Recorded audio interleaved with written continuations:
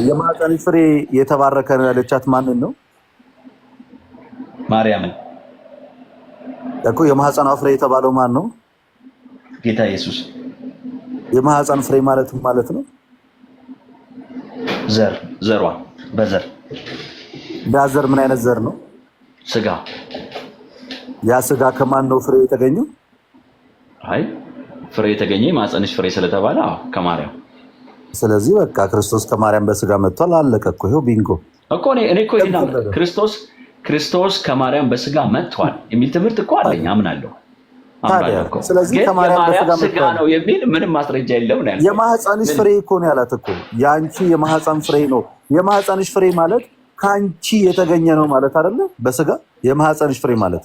እሺ ጥሩ በቃ እስቲ እነኝን ጥቅሶች በጋራ እናያቸው። በጋራ እናያቸውና ይመልሰዋል ዞሮ ዞሮ። ኦኬ የለውም። እሺ አንደኛ ቆሮንቶስ ምዕራፍ 15 ከፍትልኝ። አንደኛ ቆሮንቶስ ምዕራፍ 15 ከቁጥር ስንት? ምዕራፍ 15 ከ15 ጀምር። አይ ከእንዲያው ከ50 ጀምረን እንየው ጥሩ ስለሆነ 50። እሺ ላንብብልህ። አንደኛ ቆሮንቶስ ምዕራፍ 15 እሺ ቆይ ከዚህ ከ40 ጀምረን እስቲ እንየው። 40 ደግሞ አደረኩ። በጣም አረዘምኩ። በጣም ብዙ ሆነ። ትንሽ እናንብበው። ምንም ችግር የለውም። የሆነ ነገር ስለሚገባ ነው። እሺ አንብበው። እሺ እንደዚህ ይላል። የወፎች ስጋ ሌላ ነው፣ ደግሞም የአሳ ስጋ ሌላ ነው። ደግሞ ሰማያዊ አካል አለ፣ ደግሞ ምድራዊ አካል አለ አለ። ሁለት አካሎች አሉ። ነገር ግን ሰማያዊ አካል ክብር ልዩ ነው፣ የምድራዊ አካል ክብር ልዩ ነው ብሎ ሁለት አካል ቁጥር 41 ላይ ይናገራል። የፀሐይ ክብር እና ይልና የፀሐይ ክብር አንድ ነው፣ የጨረቃም ክብር ሌላ ነው። የከዋክብት ክብር ደግሞ ክብሩም ከአንዱ ኮከብ ከሌላው ኮከብ ይለያል። የሙታን ትንሣኤ ደግሞ እንዲሁ ነው። በመመስፈስ ይዘራል፣ ባለመመስፈስ ይነሳል። በውርደት ይዘራል፣ በክብር ይነሳል። በድካም ይዘራል፣ በኃይል ይነሳል። ፍጥረታዊ አካል ይዘራል፣ መንፈሳዊ አካል ይነሳል። ለዚህ ነው ኢየሱስ ፍጡር ነው የምንለው በስጋው። ፍጥረታዊ አካል ካለ መንፈሳዊ አካል ደግሞ አለ። እንዲሁ ደግሞ ፊተኛው ሰው አዳም ሕያው ነፍስ ሆነ ተብሎ ተጽፏልና ኋለኛው አዳም ሕይወትን የሚሰጥ መንፈስ ሆነ ብሎ ቁጥር 45 ላይ ሁለቱን ሰዎች ሕይወት ይለያያል ይላል። እንግዲህ ተመልከት ምን ማለት ነው? የፊተኛው ሰው አዳም ሕያው ነፍስ ሆነ። እሺ ፊተኛው ሰው አዳም ሕያው ነፍስ ሆነ፣ ሁለተኛው አዳም ሕይወትን የሚሰጥ መንፈስ ሆነ። ሁለት አዳሞች አሉ። ነገር ግን አስቀድሞ ፍጥረታዊ ይላል። አየህ፣ ቀጥሎ ደግሞ መንፈሳዊ ነው እንጂ አዳም ፍጥረታዊ ነው፣ ኢየሱስ መንፈሳዊ ነው እንጂ መንፈሳዊ መጀመሪያው አይደለም። የፊተኛው ሰው ከመሬት መሬታዊ ነው ቁጥር 47። ሁለተኛው ሰው ከሰማይ ነው ይላል። እሺ መሬታዊው እንደሆነ መሬታውያን የሆኑት እነ ልደት መሬታውያን ናቸው፣ ሰማያውያን ደግሞ የሆኑት እነ አብርሃም ሰማያውያን ናቸው ይላል። እንግዲህ እዚህ ጋር ቁጥር 48 ላይ ደግሞ ይሄን ነው የሚያብራራል። እሺ በግልጽ ይሄንን መጽሐፍ የዚህ አንደኛ ቆሮንቶስ ምዕራፍ 15 መጽሐፍ ስታጠና ሁለት ሰዎች አሉ። አዳም ሌላ ነው፣ ይሄኛው አዳም ሌላ ነው። ይሄኛው ፍጥረታዊ ነው፣ ይሄኛው መንፈሳዊ ነው። ይሄኛው ከመሬት ነው፣ ያኛው ከሰማይ ነው እያለ ሁለቱን ሰዎች ሰው እያለ ነው የሚለያቸው። ኢየሱስ መለኮት እያለ አይደለም የሚለየው። ይሄኛው ሕይወትን የሚሰጥ መንፈስ ሆነ፣ ያኛው ግን ሕያው ነፍስ ሆነ ብሎ ያብራራል። እና እንዲህ ያልክ እስከ 50ኛው እስከ መጨረሻው ደግሞ ቁጥር ብትሄድ ኢየሱስ ክርስቶስ ሰውነት ከፍጥረት እንዳልሆነ በትክክል የምትረዳበት የዚህ አንደኛ ቆሮንቶስ ምዕራፍ 15 መጽሐፍ ነው። ይሄን ልታብራራልኝ ከቻልክ ዝም ብዬ እሰማሃለሁ። አሁን ያነበብኩልህ መጽሐፍ አንብብልኝና አብራራልኝ። እሺ ሁለት መንፈሶች በጣም ጥሩ። ይሄ ነው ማለት እንደዚህ አይነት ትምህርት እንድትይዝ ያደረገ ይሄ መጽሐፍ ቅዱስ ጥቅስ ብቻ ነው ማለት ነው አይደለም? ልጨምርልህ? እሺ ልጨምርልህ። ኦኬ አሁንማ እዚህ ላይ ያለውን ልጨምርልህ ደግሞ። እሺ ቆይ ልጨምርልህ። አንዴ ቆይ። እሺ አይ ጥቅሶቹን ያዝና ደግሞ ጨምር። ቆይ ኦኬ ሁሉንም አንድ ላይ እንድትመልስልኝ። ስለዚህ አሁን ሁለት ሰዎች አሉ ማለት ነው አይደለ? በአንተ ንግግር መሰረት ማን አይደለም እግዚአብሔር ቃል ነው ያለው። እኔ መቼ ጻፍ? አይ አንተ በተረዳኸው መሰረት እዚህ ጋር ሁለት ሰዎች አሉ፣ የአዳም ዘር የተባሉና ደግሞ ሌላ ደግሞ ሁለት ሰዎች፣ ሁለት ፍጥረታዊ ሰዎች አሉ ማለት ነው። መጽሐፉ እንደዛ እያለ ነው እንግዲህ ሁለት ፍጥረታዊ ሰዎች አሉ። ኦኬ ስለዚህ አንደኛው ከአንደኛው የተለየ ግን ሁለቱም ሰዎች ግን ሁለት የተፈጠሩ ሰዎች እውነት ነው አሉ እያልከኝ? እውነት ነው፣ እንደዛ እያለ ነው መጽሐፍ። ኦኬ እሺ፣ በጣም ከይቅርታ ጋር አብርሃም የማዘር ነው ከሁለቱ በስጋ ከመጀመሪያው ካሮጌው ሰው ነበርኩ። አይ አብርሃም አንተን እኮ አይደለም የምልህ የመጀመሪያው ሰው አብርሃም አዎ ትልቁ አብርሃም ከሁለቱ የየትኛው ዘር ነው? አብርሃም እምነቱ ጽድቅ ሆኖ ከተቆጠረለት በኋላ የእግዚአብሔር ዘር ሆኗል። ከማን ነው አፈጣጠሩ ከማን ነው መሰረቱ? ቀጥታ አብርሃም ከሁለቱ አሁን ካልካቸው ፍጥረቶች ከየትኛው ሳይድ ነው አዳም እንትን አብርሃም አመጣጡ? አብርሃም መጀመሪያ የመጣው ከአዳም ነው። ስለዚህ የስር መሰረቱ የአብርሃም አዳም ነው ማለት ነው። ያው እውነት ስር መሰረቱ የሁላችን ሰው የተባለ በሙሉ አዳም ነው አባታችን። ስር መሰረቱ ይሄኛው ሰው አሁን ሁለት ፍጥረት አደረካቸውና ይሄ ሁለት ፍጥረት ያደረከው አንደኛው ስር መሰረቱ ኬት ነው? ከሰማይ ነው እኮ የሚል አነበብኩልህ እኮ ልደትዬ እንጂ ከሰማይ ነው እንጂ ከአዳም አይደለም ማለት ነው። ግልጽ እኮ ነው። መሬታዊ አይደለም እያለ እኮ ነው። ይሄ አዳም ከመሬት የተገኘ ነው፣ ያኛው ከሰማይ የተገኘ ነው ብሎ ኦኬ። ስለዚህ አንደኛው ስር መሰረቱ ከሰማይ ነው፣ አንደኛው ስር መሰረቱ ደግሞ አዳም ነው። yes እንደዛ ይላል። ኦኬ እሺ፣ እንደዛ ከሆነ ክርስቶስ የትኛው ነው? ክርስቶስ ግልጽ እኮ ነው። ስለ ክርስቶስ ነው ያወራው እኮ ከሰማይ የሆነው ዘር ነው። በጣም ጥሩ። ዕብራውያን ምዕራፍ 2 ቁጥር 14 ላይ ሲናገር የያዘው የአብርሃምን ዘር ነው እንጂ የመላእክትን ዘር አይደለም ይላል አይደለ? እውነት ነው። ስለዚህ የአብርሃም ዘር የትኛው ዘር ነው? የአዳም አይደል? እውነት ነው። ስለዚህ የአብርሃም ዘር የአዳም ዘር ከሆነ ክርስቶስ ደግሞ የያዘው የአብርሃምን ዘር ከሆነ የክርስቶስ ዘርም የአዳም ዘር ነው ማለት ነው። በጣም ትክክል። ግን እንዴት አድርገው ነው የአብርሃምን ዘር ወይም የአዳምን ዘር የያዘው? በእርግጥ ይሄ የአብርሃም ዘር የአዳም ዘር ነው ወይ? አሁን እኮ ይሄንን ያመጣውልህ እኮ ኮንፍሊክት እንዳያደርግህ ሰማኝ ልደትዬ፣ ወይስ አዳምጠኛ።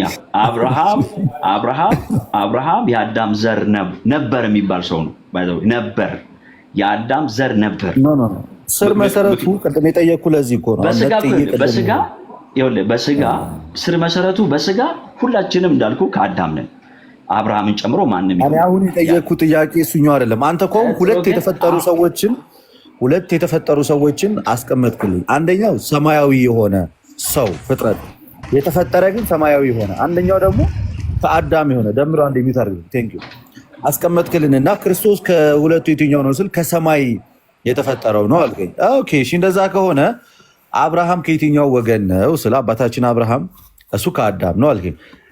ታዲያ ክርስቶስ የያዘው የማንን ዘር ነው ስለ የአብርሃምን ዘር ነው አልከኝ። ስለዚህ ክርስቶስ የያዘው የአብርሃምን ዘር ከሆነ ሌላ ከሰማይ የመጣ የተባለ አዲስ ፍጥረት ሰው የለም ማለት ነው። ከመሬት የተገኘውን ያንኑ የአዳምን ዘር ነው የራሱ ዘር ያደረገው ክርስቶስ እንጂ ከላይ ከሰማይ የመጣ ሌላ ፍጥረታዊ ዘር የለም ባጭሩ። ለዛ ነው ይህን ነገር ያስቀመጥኩልህ ዕብራውያን ላይ። ለዛ ነው ክሊርሊ አድርጎ ይህን የሚያስቀምጠው። ኦኬ እነርሱም ከአባቶች ናቸው፣ ክርስቶስም ከነርሱ በስጋ መጣ ነው የሚለው እንጂ ከሰማይ በስጋ መጣ የሚል ነገር ከሰው ነው በስጋ የመጣው ክርስቶስ።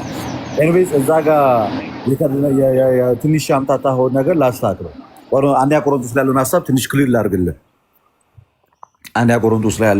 ክሊር ላድርግልህ። ከላይ ጀምሮ እንደዚህ ይላል፣ ወንድሞቹ የሰበክንላችሁም ደግሞ የተቀበላችሁት በእርሱም ደግሞ የቆማችሁበት በእርሱም ደግሞ የምትድኑበት ወንጌልን አሳስባችኋለሁ አለ። በከንቱ ካላመናችሁ በቀር ብታስቡት በምንም ቃል እንደሰበክላችሁ አሳስባችኋለሁ። እኔ ደግሞ የተቀበልኩትን ከሁሉ በፊት አሳልፌ ሰጠኋችሁ እንዲህ ብዬ፣ መጽሐፍ እንደሚል ክርስቶስ ስለ ኃጢአታችን ሞተ ተቀበረም ይላል። እዚያውን እዚህ ጋር ስለ ክርስቶስ ሞት እየተናገረ ነው። ኦኬ መጽሐፍን እንደሚል በሶስተኛው ቀን ተነሳ አለ። ለኬፋም ታየ፣ በኋላም ለ12ቱ ታየ። ከዚያም በኋላ ከ500 ለሚበዙ ወንድሞች በአንዴ ታየ። ከእነርሱም የሚበዙት እስካሁን አሉ፣ አንዳንዶች ግን አንቀላፍተዋል። ከዚህም በኋላ ለያዕቆብ ኋላም ለሐዋርያት ሁሉ ታየ። ከሁሉ በኋላ እንደ ጭንጋፍ ለእኔ ደግሞ ታየኝ አለ። እኔ ከሐዋርያት ሁሉ የማንስ ነኝና የእግዚአብሔር ቤተክርስቲያን ስላሳደድኩ ሐዋርያ ተብዬም ልጠራ አይገባም ብሎ ይናገርና ቁጥር 12 ላይ እንደዚህ ይላል፣ ክርስቶስ ከሙታን እንደተነሳ የሚሰብክ ከሆነ ግን ከእናንተ አንዳንዶች ትንሣኤ ሙታን የለም እንዴት ይላሉ? ስለዚህ አሁን ትምህርቱ እንዳለ ስለ ትንሣኤ ሆነ ማለት ነው። ትንሣኤ ሙታን ከሌለ ክርስቶስ አልተነሳም ማለት። ክርስቶስ ካልተነሳ እንግዲያ ስብከታችን ከንቱ ነው፣ እምነታችሁም ደግሞ ከንቱ ነውና ደግሞም ክርስቶስን አስነስቶታል ብለን በእግዚአብሔር ኃይል ስለመሰክርን ሐሰተኞች የእግዚአብሔር ምስክሮች ሆነን ተገኝተናል። ሙታን ግን የማይነሱ ከሆነ እርሱን አላስነሳውም ማለት ነው። ስለዚህ አሁን ክርስቶስ ካልተነሳ ስብከታችን ከንቱ ነው። እግዚአብሔር አስነሳው ያልነውም ነገር ሁሉ ውሸት ነው ማለት ነው። ሙታን የማይነሱ ከሆነ እያለ ነው። ስለዚህ እንግዲያስ ክርስቶስ ካልተነሳ እምነታችን ከንቱ ነውና እስካሁንም ድረስ በኃጢአታችሁ አላችኋል። ክርስቶስ ካልተነሳ ስቲል በኃጢአት ነው ያለ ነው ማለት ነው። እንግዲያው በክርስቶስ ያንቀላፉት ደግሞ ጠፍተዋል ማለት ነው። በዚችም ሕይወት ብቻ ክርስቶስን ተስፋ ያደረግን ከሆነ ከሰው ሁሉ ይልቅ ምስኪኖች ነን። አሁን ግን ክርስቶስ ላንቀላፉት በኩራት ሆኖ ከሙታን ተነስቷል። ሞት በሰው በኩል ስለመጣ አለ ይሲ ሞት በሰው በኩል ስለመጣ ትንሣኤ ሙታንም በሰው በኩል ሆኗልና። ስለዚህ ክርስቶስ ሰው ነው ያለ ነው። ሊትራሊ ሞት በመጣበት መንገድ ነው ሞት የተወገደው ማለት በአዳም ስጋ ሞት መጣ። የአዳምን ስጋ የራሱ አድርጎ ክርስቶስ ህይወትን ሰጠ እያለ ነው። በሰው በኩል ሞት መጣ፣ ህይወትን በሰው በኩል መጣ። ሰው የሚል ክሬቸር መጽሐፍ ቅዱስ አንድ ነው ሰው የተፈጠረው፣ ያም ሰው አዳም ነው። በቃ አለቅ።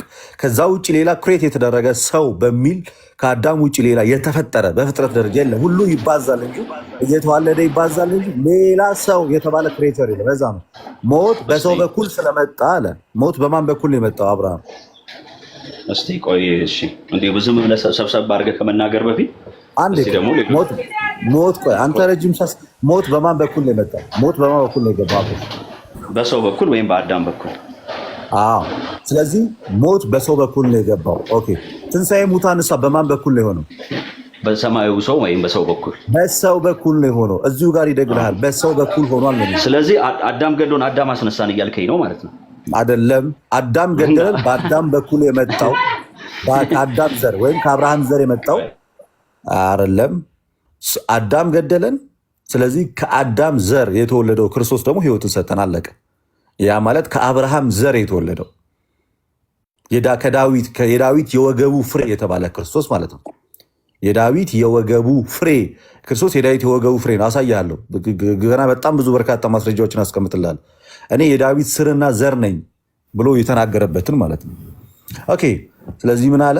ሁሉ በአዳም እንደሚሞቱ እንዲሁ ሁሉ በክርስቶስ ደግሞ ሕያዋን ይሆናሉ። አሟሟታችን ሁሉ በአዳም ነው። ሕያው የመሆናችን ምክንያት ደግሞ ቃል ከስጋ ጋር ተዋህዶ በነሳው ስጋ ይሆናል ማለት ነው። ሁላችንም ሕያዋን፣ ነገር ግን እያንዳንዱ አለ በተራው ይሆናል አለ። ክርስቶስ እንደ በኩራት ነው አለ። በኋላም በመምጣቱ ለክርስቶስ የሆኑት ናቸው። በኋላም መንግስቱን ለእግዚአብሔር ለአባቱ አሳልፎ ዘተ ጊዜ አለቅነት ሁሉ ስልጣን ሁሉ ኃይልን በሻረ ጊዜ ፍጻሜ ይሆናል ይላል። እሺ ልደት ክርስቶስ እንደ በኩራት ነው አልከኝ አይደል? ኦፍኮርስ በትንሣኤ ያው ተሳስቼ ቆይ፣ በትንሣኤ አይደለም። አሁን በነገር ሁሉ በኩር ነው አይደል? ይሄን ክርስቶስ እዚህ ጋር በኩር ነው። ቆይ በኩር ተብሎ የተነገረለት እዚህ ጋር ክርስቶስ በኩር ተብሎ የተነገረለት እዚህ ክፍል ላይ ከሁላችን ቀድሞ ስለመነሳቱ ነው። እሺ አይ ቆይ፣ እሺ ሌላም ደግሞ ለሁሉም ነገር ጀማሪ ነው ክርስቶስ። ለሁሉም መጽሐፍ ቅዱስ ወይ የአዲስ ቃል አይደለማ። አንዴ ያወር አዳምጠኛ ታለ ካላዳመጥከኝ እኮ አንተን አሁን ይኸውልህ፣ ካላዳመጥከኝ አንተ ብቻ ተናጋሪ ትሆንና እኔ ሰሚ ብቻ ሆኜ ኦኬ ብዬ እወጣለሁ። እኔ በባህሪ ኦኬ ብዬ ነው የምወጣው። እሺ ግን እንደሱ አይደለም። ቆይ እሺ አንዴ ነገሮችን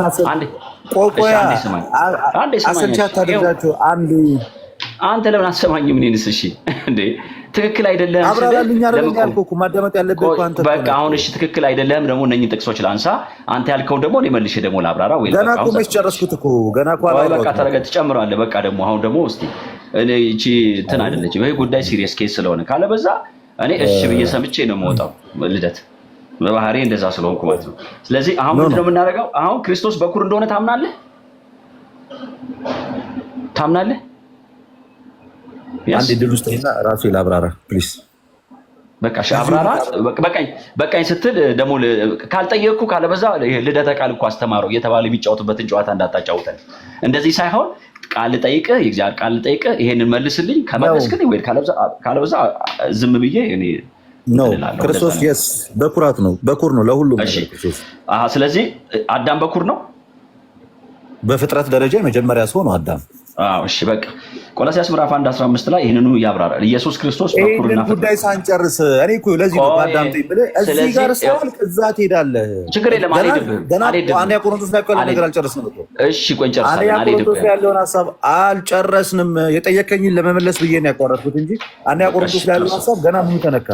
ጨርሶ በቃ እኔም ደግሞ ዝም ብዬ አብራራዋለሁ። በቃ ቀጥል። እሺ ጨርሻለሁ። በሌ አብራራለሁ እኔ ቀጥል። ኦኬ ስለዚህ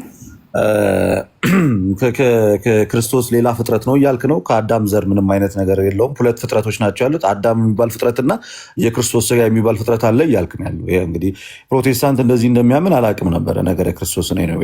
ኦኬ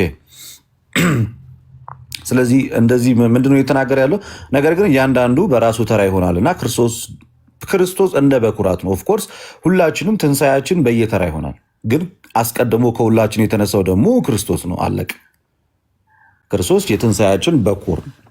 ከሱ ቀድሞ እንደ እሱ አይነት ትንሳኤ ያደረገ ማንም ሰው የለም። ስለዚህ ክርስቶስ እንደ በኩራት የተባለው ለትንሳኤ ነው። እዚህ ክፍል ላይ ክርስቶስ በእርግጥ በብዙ ነገር የሃይማኖታችን ጀማሪ ፈጻሚ ሐዋርያ እየተባለ ተነግሮለታል። ኦፍኮርስ እዚህኛው ክፍል ላይ ግን ኤግዛክትሊ እየተናገረ ያለው ስለምንድን ነው? ክርስቶስ እንደ በኩራት ነው። አዎ ለትንሳኤ የመጀመሪያው ሞት እንድል አድርጎ የተነሳ እሱ ነው። ወደ ዋናው ሀሳብ እንሂድ። ቅድም ቀጣዩ ሀሳብ ብዙ እንትን ስለማይል ወደ ዋናው ሀሳብ እንሂድ እና እንደዚህ ይላል። እኛ ዘወትር በሚያስፈራ ኑሮ የምንኖር ስለምንድን ነው? በጌታችን በኢየሱስ ባለኝ በእናንተም ትምክህት እየማልኩ ወንድሞቹ ዕለት ዕለት እሞታለሁ አለ። እንደ ሰው በኤፌሶን ከአውሬ ጋር ከታገልኩ ሙታን የማይነሱ ከሆነ ምን ይጠቅመኛል? ነገ እንሞታለን ብለን እንጠጣ። አትሳቱ፣ ክፉ ባልንጀርነት መልካምን አመል ያጠፋል። በጽድቁ ንቁ፣ ኃጢአትን አትስሩ፣ እግዚአብሔርን የማያውቁ አሉና አሳፍራችሁም ዘንድ ይህን እላለሁ። ነገር ግን ሰው ሙታን እንዴት ይነሳሉ? በምንስ አይነት አካል ይመጣሉ? የሚል ይሆናል። አሁን እዚህ ጋር ስለምን እያወራ ነው ማለት ነው ጳውሎስ? ሙታን የተባሉ ወይም ክርስቲያኖች ነው ይችላል የሚሞቱ በምን አይነት አካል ይነሳሉ? ስለመነሳታችን ሞተን ስለመነሳታችን እየተናገረን ያለው ማለት ነው። ያው አንዱ ሰው ሞቶ ሲነሳ ምን አይነት ነገር ምን አይነት አካል ይኖረዋል ብሎ እየተናገረን ያለው። ከዛስ ነገር ግን ሰው አለ ሉክ ሰው ብሎ ነው የጀመረው። ሰው ብሎ ከጀመረ በነገራችን ላይ ሊትራሊ ስለ አዳም ዘር ያወራል እንጂ ስለሌላ ስለምንም አያወራም። ሰው ተብሎ ከአዳም ውጭ ሌላ ክሬቸር መጽሐፍ ቅዱስ አያውቅም። ምን እያለ ነው? ሰው አለ ሙታን እንዴት ይነሳሉ? በምንስ አይነት አካል ይመጣሉ? የሚል ይኖር ይሆናል አለ። አንተ ሞኝ፣ አንተ የምትዘራው ካልሞተ ሕያው አይሆንም። ያው የምትዘራው ነው መልሶ ሕያው የሚሆነው ማለት ያው ስጋህ ነው እንጂ ሌላ አዲስ ማንነት አይመጣም። ግን ሲመጣ ምን አይነት ስጋ እንደሚሆን ግልጽ ያደርገዋል። የምትዘራው ስንዴ ቢሆን ከሌላ አይነት አንዱ ቢሆን ቅንጣት ብቻ ነው እንጂ የምትዘራው የሚሆነው አካል አይደለም። እግዚአብሔር ግን እንደወደደ አለ አካልን ይሰጠዋል፣ ከዘሮቹም ለእያንዳንዱ የገዛ አካሉን ይሰጠዋል። ስጋ ሁሉ አንድ አይደለም። ስጋ ሁሉ አንድ አይደለም። የሰው ስጋ ግን አንድ ነው። በቃ ስጋ ሁሉ አንድ አይደለም ካለ በኋላ ስጋ የተባለው ግን አለ የሰው ወደ ሰው ሲመጣ የሰው ስጋ ግን ስንት ነው? አንድ ነው አለ። የሰው ስጋ ግን አንድ ነው። ምክንያቱም ስጋ ሁሉ ሲል የእንስሳትም ስጋ ስላለ ነው። የእንስሳት ስጋ አለ፣ የአዋፋት አለ፣ በባህር ውስጥ የሚመላለሱ አሉ። የእነዚህ ሁሉ አለ ስጋ ሲባል እነዚህን ሁሉ የበሬ ስጋ አለ። እነዚህን ሁሉ ነገር ስለሚያካትት ምን አደረገ እዚህ ጋር? ስጋ ሁሉ አንድ አይደለም። ልክ ጳውሎስ ልክ ነው። ስጋ ሁሉ አንድ አይደለም። የሰው ስጋ ግን አንድ ነው። እኛ ደግሞ ስጋ ተብሎ የምናወራው ስለ ሰው ስጋ ነው። የሰው ስጋ ግን ስንት ነው አለ? አንድ ነው። በቃ ሁለት አይደለም። ሁለት አይነት ስጋ የለም። የእንስሳ ስጋ ሌላ ነው። የወፎች ስጋ ሌላ ነው። የአሳም ስጋ ሌላ ነው። እነዛ ብዙ ናቸው ያላቸውን ስጋዎች ሲያብራራቸው እነዚህ ነው። ቀጥላልና ደግሞም ሰማያዊ አካል አለ አለ። ደግሞም ሰማያዊ አካል አለ፣ ምድራዊ አካል አለ። ነገር ግን ሰማያዊ አካል ክብር ልዩ ነው፣ የምድራዊም አካል ክብር ልዩ ነው። የፀሐይ ክብር አንድ ነው፣ የጨረቃ ክብር ሌላ ነው፣ የከዋክብትም ክብር ሌላ ነው። በክብር አንድ ኮከብ ከሌላው ኮከብ ይለያልና። የሙታንም ትንሣኤ ደግሞ እንዲሁ ነው። በመበስበስ ይዘራል፣ ባለመበስበስ ይነሳል። በውርደት ይዘራል፣ በክብር ይነሳል። በድካም ይዘራል፣ በኃይል ይነሳል። ፍጥረታዊ አካል ይዘራል፣ መንፈሳዊ አካል ይነሳል። ኦኬ። ስለዚህ ደግሞም ሰማያዊ አካል አለ አለ፣ ምድራዊ አካል አለ። ምን ማለት ነው? ሰማያዊ አካል አለ ማለት ሰማያዊ አካል ብሎ የሚጠራው በትንሣኤ የምናገኘውን አካል፣ ምድራዊ አካል የሚለው ደግሞ ከትንሣኤ በፊት ያለው አካላችን። ለምሳሌ እኔ አሁን ያለኝ ምድራዊ አካል ነው። ኦኬ እኔ ያለኛው ምድራዊ አካል ነው። ልክ ስሞት እና ስነሳ ክርስቶስ ሲያስነሳኝ አካሌ ምን አይነት አካል ነው የሚሆነው? ሰማያዊ አካል ኦር ደግሞ ግሎሪፋይድ የሆነ ቦዲ ይሆናል ማለት የከበረ ስጋ ምንለው ሰማያዊ የሚለው ይሄንን ነው እንጂ ሌላ ሰማያዊ አካል በሰማይ የተፈጠረ በምድር ደግሞ ሌላ አካል የተፈጠረ ኖሮ ሳይሆን ሰዎች ሲሞቱ እና ሞቶ ሲነሱ በሰማያዊ አካል ይነሳሉ ኦር ግሎሪፋይድ በሆነ በከበረ ስጋ ይነሳሉ እንደማለት ነው። ቀጠል አለና ምድራዊ አካል እያለ የሚጠራው እሱ ነው። ከዛስ የሙታን ትንሣኤ ደግሞ እንዲሁ ነው ይላል። በመበስበስ ይዘራል፣ ባለመበስበስ ይነሳል። በቃ አለቀ። እኔ ስሞት ስጋዬ ይበሰብሳል፣ ስነሳ ግን ባለመበስበስ ይነሳል። የማይበሰብስ ስጋ ሆኖ ግሎሪፋይድ ሆኖ ኢንኮራፕተብል ባዲ ሆኖ ይነሳል ማለት ነው። በውርደት ይዘራል ይላል፣ በድካም ትሞታለህ። ስትነሳ ግን የክብር ትንሣኤ ኖሮ ትነሳ። በድካም ይዘራል፣ ስትሞት በድካም ትሞታል። ስትነሳ ግን በኃይል በክርስቶስ ትንሣኤ ትነሳ። ፍጥረታዊ አካል ይዘራል ይላል። ያ ማለት ፍጥረታዊ አካል እያለ እየተናገረ ያለው የትኛውን ነው ማለት ነው? ምድራዊውን አካል ማለት ነው። ፍጥረታዊው አካል ይዘራል፣ መንፈሳዊ አካል ይነሳል። ምን ማለት ነው? ፍጥረታዊ አካል ሲዘራ መንፈሳዊ አካል ይነሳል ማለት ምድራዊ አካል ሲሞት ሰማያዊ አካልህ ይነሳል እንደማለት ነው። ያ ማለት ማለት ነው ምድራዊ የነበረው ሰውነትህ ሞት የሚያሸንፈው ነበር። በሞት ጥላ ውስጥ የወደቀ ነበረ። በሞት ጥላ ውስጥ የወደቀ ነበረ። ሞትን ግን ድል ሲደረግ ወይም ደግሞ ክርስቶስ ሲያስነሳ ከዚህ በኋላ ሞት የማያሸንፈው ሰማያዊ አካል ሆኖ ትነሳለህ ማለት ነው። ልክ ምን ማለት ነው? ፍጥረታዊ አካል ሲዘራ ፍጥረታዊ አካል በሞት ነው የሚዘራው። ይዘራል ለሚለው መሞትን ነው። መንፈሳዊ አካል ሆኖ ይነሳል ነው። ኦኬ ፍጥረታዊ አካል መንፈሳዊ አካል ደግሞ አላል። እንዲህ ደግሞ ፊተኛው ሰው አዳም ሕያው ነፍስ ሆኖ ተብሎ ተጽፏል። የመጀመሪያው ሰው ኦፍኮርስ ሕያው ነፍስ ያለው ነበር መጀመሪያ ላይ። ኋለኛው አዳም የተባለው ዳግማዊ አዳም ክርስቶስ ሕይወትን የሚሰጥ መንፈስ ሆነ። ያኛው ሕያው ነፍስ ያለው ሆኖ ነው የተፈጠረው እንጂ ለሌሎቹ ሕይወትን የሚሰጥ ሳይሆን ሕያው ነፍስ ያለው ሆኖ ነው የተፈጠረው። ሁለተኛው አዳም ግን ሕይወትን ጭራሽ የሚሰጥ ነው ማለት ነው። ስለዚህ እኛ ደግሞ የሚያስፈልገን በአዳም ምክንያት አተነው የነበረውን ሕይወት በክርስቶስ ማየት ነው። በቃ አለቀ። ከዛ ነገር ግን አስቀድሞ ፍጥረታዊ ቀጥሎ መንፈሳዊ ነው እንጂ አለ። አስቀድሞ ምንድን ነው አለ ጳውሎስ ሲናገር፣ አስቀድሞ ፍጥረታዊ ነው ማለት አስቀድመ አዳማዊ ነው የምትሆነው። አስቀድመ አዳማዊ ነው የምትሆነው። ነገር ግን አስቀድሞ ፍጥረታዊ ቀጥሎ መንፈሳዊ ነው እንጂ መንፈሳዊ መጀመሪያ አይደለም። መንፈሳዊ አካል የሚባል ነገር መጀመሪያ አይመጣም። አስቀድሞ የሚመጣው ፍጥረታዊ አካል ነው። ያ ማለት አዳማዊ አካል ፔሪድ። በቃ መጀመሪያ የሚመጣው አዳማዊ አካል ነው።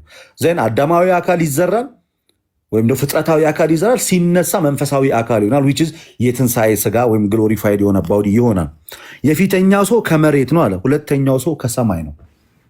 ምን ማለት ነው? ፊተኛው ሰው ከመሬት ነው፣ ሁለተኛው ሰው ከሰማይ ነው ማለት። የፊተኛው ሰው የተባለው አዳም ነው። ሁለተኛው ሰው የተባለው ክርስቶስ ነው። ቃል ኦፍኮርስ በቃልነቱ ኦፍኮርስ ሰማያዊ ነው። በቃልነቱ ከእኛ ጋር ህብረት የለውም። በቃልነቱ ወይም በመለኮታዊ በዲቫይን ኔቸር ወይም ታዲያ ከእኛ ጋር ግን የሆነው ምንድን ነው? ስለዚህ አመጣጡ ቃል ገና አስቀድሞ ሲመጣ መገኘቱ መለኮታዊ መገኘቱ ከሰማይ ነው ወይም ከአባቱ ዘንድ ነው። ዜን ከዛሳ ከእኛ ጋር ሲዋሃ ከእኛ ጋር ግን አንድ ሲሆን ምን ሆነ ማለት ነው? ከእኛ ጋር ግን አንድ ሲሆን ምን ሆነ? ዳግማዊ አዳም ተባለና ፍጹም ሰው ፍጹም አምላክ እየተባለ መጠራት ጀመረ። ስለዚህ ስር መሰረቱ ከመጀመሪያ ስር መሰረቱ አመጣጡ የቃል ከሰማይ ነው። ነሴንስ አካላዊ ቃል ከአብ ዘንድ ያለ ነው እንጂ ስጋውን ከሰማይ ይዞ የመጣ ነው እያለ አይደለም። ቀጠለ ሌና ያብራራዋል። ባይዚ ስለ ሁለተኛው መሬታዊ እንደሆነ መሬታዊያን የሆኑት ደግሞ እንዲሁ ናቸው፣ ሰማያዊ እንደሆነ ሰማያዊያን የሆኑት ደግሞ እንዲሁ ናቸው አለ። እችኛው አፓርት በጣም ወሳኝ ነገር ነው። የዚህንም የመሬታዊውን መልክ እንደለበስን የሰማይ መልክ ደግሞ እንለብሳለን። ሁላችን በአዳም አዳማውያን እንደሆንን አለ በክርስቶስ ደግሞ ክርስቶሳውያን እንሆናለን ነው እያለ ያለው ጳውሎስ። አዮ ክሊር ሲያደርገው ሰማያዊው ሰው የተባለ ክርስቶስን፣ አዳማዊ የተባለን እኛ በክርስቶስ ኢየሱስ በማመናችን በትንሣኤ የምናገኘው ማንነት ይሆናል ማለት ነው። ቀጠል ብሎ እኮ የተናገረው እሱ ምን አለ? የዚያንም መሬታዊ መልክ እንደለበስን which is የአዳምን መልክ እንደያዝን አለ የሰማያዊ መልክ ደግሞ እንለብሳለን which is ይሆናል ተብሎ ነው ወደፊት የሚሆን ነገር ነው። ምክንያቱም እንዴት ነው የምንለብሰው የሰማያዊ መልክ? በክርስቶስ ኢየሱስ በምናደርገው የክብር ትንሣኤ ኦኬ ሰማያዊ ሰው የተባለውን ክርስቶስን እንለብሰዋለን። ሰማያዊ ሰው የተባለ ክርስቶስን እንለብሰዋል። እስቲል አንድ ሰው ነው። ያ ሰው አንድ ነው። ሌላ ብዙ አይነት ሰው የለም። ባይዜ አንድ ሰው ነው። መሬታዊ ነው። የመጀመሪያ ሰው ማለት አዳማዊ ነው፣ የወደቀ ነው ማለት ነው።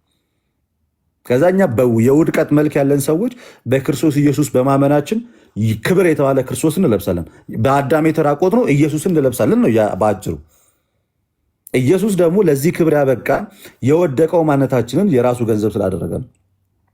የራሱ ባህሪ ስላደረገ ከውድቀታችን አስነሳን። ዳሲት ያልታመመውን አልፈወሰው ምን እንዲል ማለት ነው። ኦኬ። ነገር ግን ወንድሞች ይህን እላለሁ፣ ስጋና ደም የእግዚአብሔርን መንግስት ሊወርሱ አይችሉም፣ የሚበሰብሰውም የማይበሰብሰውን አይወርስም ማለት። እነሆ እንደ ሚስጥር እነግራችኋለሁ፣ ሁላችንም አናንቀላፋም፣ ነገር ግን የኋለኛው መለከት ሲነፋ ሁላችን በድንገት በቅጽበት ዓይን እንለው። እዚህ ጋር እቺ ነገር ግን ወንድሞች ይህን እላለሁ፣ ስጋና ደም የእግዚአብሔር መንግስት ሊወርሱ አይችሉም። ምክንያቱም ምን ማለት ነው? ስጋና ደም የእግዚአብሔር መንፈስ ሊወርሱ አይችሉም ማለት መንፈሳዊ ሰው ልትሆን ወይም ልትታደስ ይገባል ነው ባጭሩ። ዝም ብለህ በመሬታዊ ሰው የእግዚአብሔር መንግስት አትወርስም ነው ባጭሩ። መሬታዊ ማንነት ይዘህ የእግዚአብሔር መንፈስ ወይም ደግሞ መሬታዊ ሰውነት ይዘህ የእግዚአብሔር መንግስት ልትወርስ አይገባም። ክርስቶስን ልታገኘው ይገባል። መንፈሳዊ ሰው የተባለ ክርስቶስን ልታገኘው ይገባል። ከክርስቶስ ጋር ልትዋሃድ፣ ከክርስቶስ ጋር ህይወት ሊኖር ይገባል። እነዛ ካልሆነ እግዚአብሔር መንግስት ልትወርሰው አትችልም ብሎ እየተናገረ ነው። እና ይህ የሚበሰብሰው የማይበሰብሰው ሊለብስ፣ ይህም የሚሞተው የማይሞተውን ሊለብስ ይገባልና። የሚበሰብሰው ስጋ የማይበሰብሰውን ካለበሰ በስተቀር የሚበሰብሰው ስጋ የእኛ ስጋ የማይበሰብሰውን መልበስ ማለት በውርደት ሞተን በክብር መነሳት ማለት። ይሄው ስጋችን ነው ባይዜ የሚነሳው። ምንም ነገር የሚቀይረው ነገር የለም። ኦንሊ ቲንግ ቼንጁ ምንድን ነው? የሚሞተው የማይሞት፣ የሚራበው የማይራብ፣ በውርደት የተዘራው በክብር ይነሳል ነው። ሞት የማያሸንፈው ስጋ ይሆናል ነው ያው ስጋ። ልክ አሁን ለምሳሌ ጌታ አስቀድሞ ከመስቀል ሞት በፊት የነበረው ስጋ የሚራብ የሚጠማ የሚደክም የሚያዝን ስጋ ነው። ዘን ከዛስ ከሞተ በኋላ ሞቶ ከተነሳ በኋላስ በማይራብ ስጋ በማይሞት ስጋ ነው ያለው። አሁን ያው ስጋ ምን ሆኗል ማለት ነው? የማይሞት ሆናል። ድጋሚ ሞት የማያገኘው ሆናል። የማይራብ የማይጠማ አይነት ስጋ ሆናል። ሴም ቲንግ በኩር ነው ያለውም ለዛ ነው። እኛም ስንነሳ ስጋችን በቅስፈት ይለወጣል። ጳውሎስ እየተናገረን ያለው እኮ ሁላችን በድንገት በቅጽበት ዓይን እንለወጣለን አለ። መለከት ይነፋል፣ ሙታንም የማይበሰብሱ ሆኖ ይነሳሉ፣ እኛም እንለወጣለን አለ። ሙታን ምን ሆኖ ይነሳሉ? ያው የሞተው ስጋቸው ሲነሳ ሌላ ፍጥረታዊ ስጋ ሆኖ ሳይነሳው ያው ስጋ የሚበሰብሰው የማይበሰብሰው ሆኖ ይነሳሉ። ባጭሩ ይህን ነው እየተናገረ ያለው ኤኒዌይስ እንጂ ሁለት ፍጥረቶች ሰማያዊ አካል እያለ የሚናገረው በክርስቶስ ኢየሱስ የምናገኘውን ያንን ተስፋ ነው። ሞተን ስንነሳ የምናገኘውን ያን የማይበሰብሰውን ስጋ ስለሱ እያወራን ያለው። ኤኒዌይስ ቴንክ ዩ ረጅም ሰዓት ስላዳመጣችሁ በእውነት በጣም ይቅርታ። እኔ ጋር በጣም እየተቆራረጠ ነው። ታብታብ አድርጉ። መዲ ሲሶዬ ላውራ። ሰላም ለእናንተ። ቆይ አንተ አመሰግናለሁ ሲሶ እድሉን ስለሰጠኸኝ። ጌታ ኢየሱስ ይባርካችሁ። ልደትዬ ጌታ ኢየሱስ ዘመን ህይወትህን ይባርክ። እኔ እንኳን የገባሁት ማስተካከያ ልሰጥ ነው። የወንጌል አማኝ ልጁ እንደሚያምነው አያምንም። ልጁ በወንጌላውያን ስም ነው የገባው። ስለዚህ ልሰጥ ብዬ ነው። ልደት ወንጌላዊ አማኝ አይደለም። እሺ ሲሳይ አንድ ጊዜ እንዲጣልቃ ነው ለልደት ነው። አንድ ቤቱ ምመራው እኔ ነኝ። አንድ ጊዜ መዲ አንድ ቤቱን ስለመራ አንድ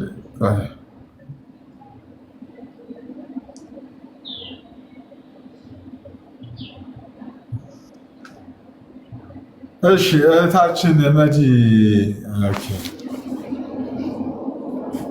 ወይ ደሜ ወይ መዲ እኔ እንኳን ልደትዬን እየሰማሁት ነበር ከስር። ወንጌል አማኝ አይደለም፣ ወንጌላውያን አማኝ አይደለም። ኦጂ ነው ልጁ ኦጂ እንጂ በጴንጤ ስም ነው የሚገቡት እንጂ የእሱ አይነት መረዳት ያለው ወንጌል አማኝ የለም። አታስብልልኝም ዝም እኔ ኦጂዎች ናቸው ልደት። ስለዚህ ልደት እንዳብራራው ነው እኛ የምናውቀው። እኔ አንድ ጥያቄ ልጠይቀውና ኦጂ መሆን አለመሆኑን ይታወቃል። ኦጂ ነው ኢየሱስ ስጋ የኢየሱስ ስጋ ከሰማይ ነው ከምድር ነው? ከሰማይ ነው ከምድር ነው? የኢየሱስ ስጋ የኢየሱስ ስጋ ይህን ብቻ መልስልን። ሲሳይ እየተሰራ ያለው ነገር ምንድን ነው? መቼ ምንም አፖስትል ያለ አንተ ራስን ማለት እኔም ቅድም አንተ ላይ እንትኖች አሉ፣ ጥያቄዎች አሉ። ወንጌል አማኝ አድርጌ እንዳልቀበል የሚከለክሉኝ ነገሮች አሉ። እስቲ ቆይ ላውራና አሁን ደግሞ እኔ ላውራና መጽሐፍ ቅዱሳዊ ሀሳብ ላውራና እናንተ ብትፈልጉ ወንድሞች አክሴፕት እንዲያደርጉ ወንድሞች አክሰፕት እንዲያደርጉ ምን አንድ ለምሳሌ ደሜ አንድ ጥያቄ ጠይቅ ፍቀድለት፣ ከዛ ይሄ የኛ ሰው ነው ወንጌል አማኝ ነው ብሎ እንትን ይበል። እሺ ከወንጌላውያን ቤተ እምነት ውስጥ ሙሉን ማምን ሰው ነኝ እኔ። በአብ በወልድ በመንፈስ ቅዱስ አምናለሁ። ይጥራላቸው ካልክ ማለት አምናለሁ። በዚህ አይነት እንግዲህ ትሪዩኒቲ ማምን ሰው ነኝ።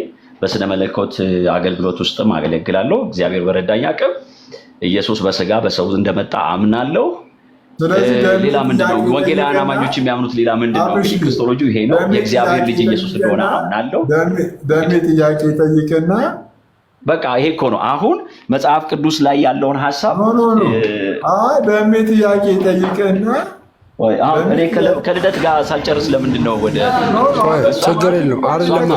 እኛ ነው ክለል እንዳታወራ ነው።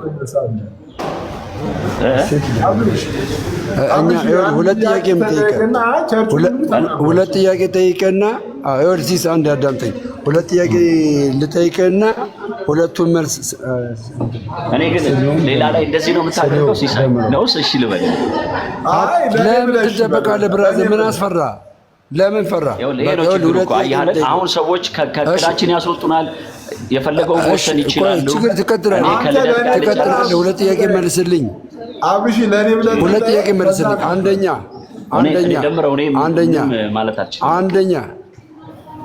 እሺ፣ አንደኛ ዕብራውያን 10:6 ላይ የኢየሱስ ስጋ ከሰማይ እንደሆነ ይናገራል። ገባርለ አንተ ኢየሱስ ስጋው ከሰማይ ነው ከምድር ነው? የኢየሱስ ስጋ ከሰማይ እንደሆነ ዕብራውያን ምዕራፍ 10 ቁጥር ስንት ላይ ነው የሚናገረው? መልስልኝ። አንተ እኮ ነው የምልህ። ምን ላይ ነው የሚናገረው? ዕብራውያን 10 ላይ የኢየሱስ ስጋ ከሰማይ ነው። እሺ አንተ መልስልኝ። አንተ የኢየሱስ ስጋ ያገራለ ደምረው ከሰማይ ነው። የዕብራውያን ምዕራፍ 10 ላይ የኢየሱስ ስጋ ከሰማይ ነው። ዕብራውያን 10:6 ለጥፉልኝ። ዕብራውያን 10:6 ለጥፉልኝ። እሺ አንተ ግን መጠየቅ ጥያቄ የኢየሱስ ስጋ ከሰማይ ነው ከምድር ነው? አንተ ከየት ነው ብለህ ታምናለህ? አንተ ነው የጠየቀው። እኔን ለምን ጠይቀኛለህ እኮ? አሁን ቆይ ግን ሲሳይ ለምንድን ነው ግን እንደዚህ የምታስጠይቀኝ? እኔ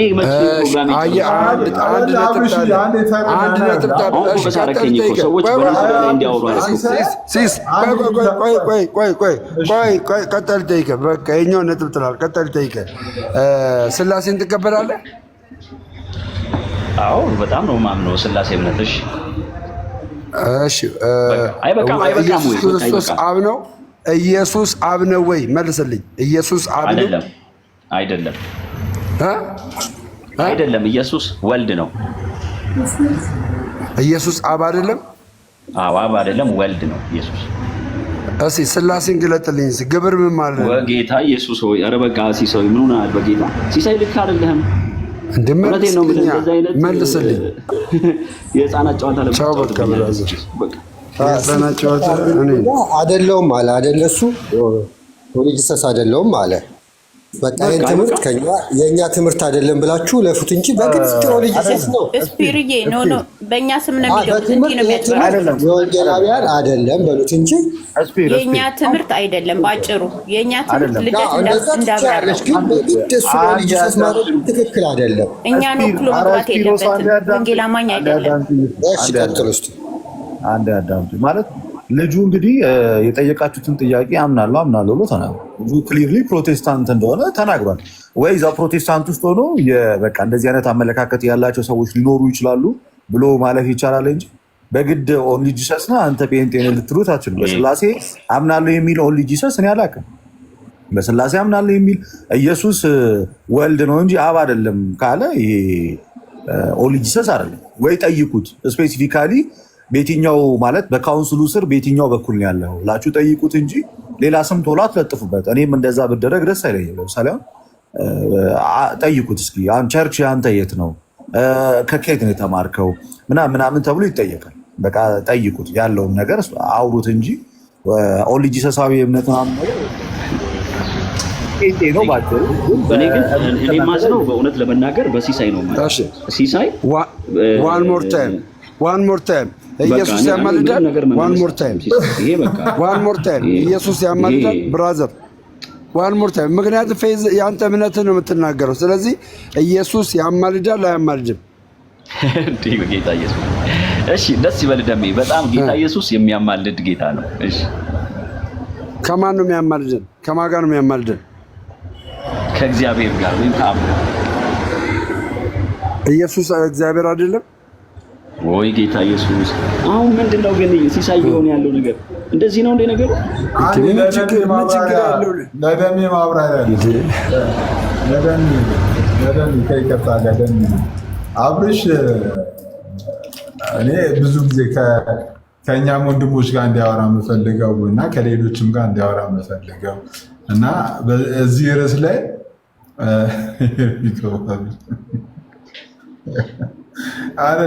እንዲጠራለት የምፈልገው አንዳንድ ፖይንቶች አሉ። እኔ ፐርሰናሊ አዊሽ ከአብርሃም ያለ የአንተን ክሪስቶሎጂ ትምህርቶች መቀበል አይነትና መደግፍ አይነት ሰው አይደለም። እኔ ራሱ ፐርሰናሊ ብዙ ጊዜ ይሄ ትምህርት ትክክል አይደለም፣ ይሄ ነገር ትክክል አይደለም ብዬ እኔ ራሱ አብርሽን ሞግቼዋለሁ እና ከእኛም ልጆች ጋር ራሱ ከዚህ ቀደም ከኤቢ ጋር አውርቷል፣ ከቃሌ ጋር አውርቷል፣ ከተለያዩ ሰዎች ጋር አውርቷል። እስቲ እኔ አሁን ሲመለስ ኦልሞስት አንድ ወር አካባቢ ሆኖናል ይህን ነገር ካወራ እና በዚህ አንድ ወር ውስጥ ሲመለስ ክሪስቶሎጂውን በተወሰነ መልኩ ያስተካክላል ብዬ ጠብቄ ነበረ። ወንጌል አማኝ ነኝ፣ በሱ ምንም እንትን ማድረግ አልችልም እና የራሱ ሚኒስትሪ አገልግሎት አለኝ ነው የሚለው እና በዛ ተረዱት። ግን ይሄ አብርሽ የሚያወራው ክሪስቶሎጂ፣ አብርሽ የሚናገረው ክሪስቶሎጂ እኔ በወንጌል አማኝ ውስጥ አላውቅም። እኔ ፐርሰናሊ አብርሃም ብትናገረው ለምሳሌ አብዛኛው የወንጌል አማኝ ምን ብሎ ያምናል?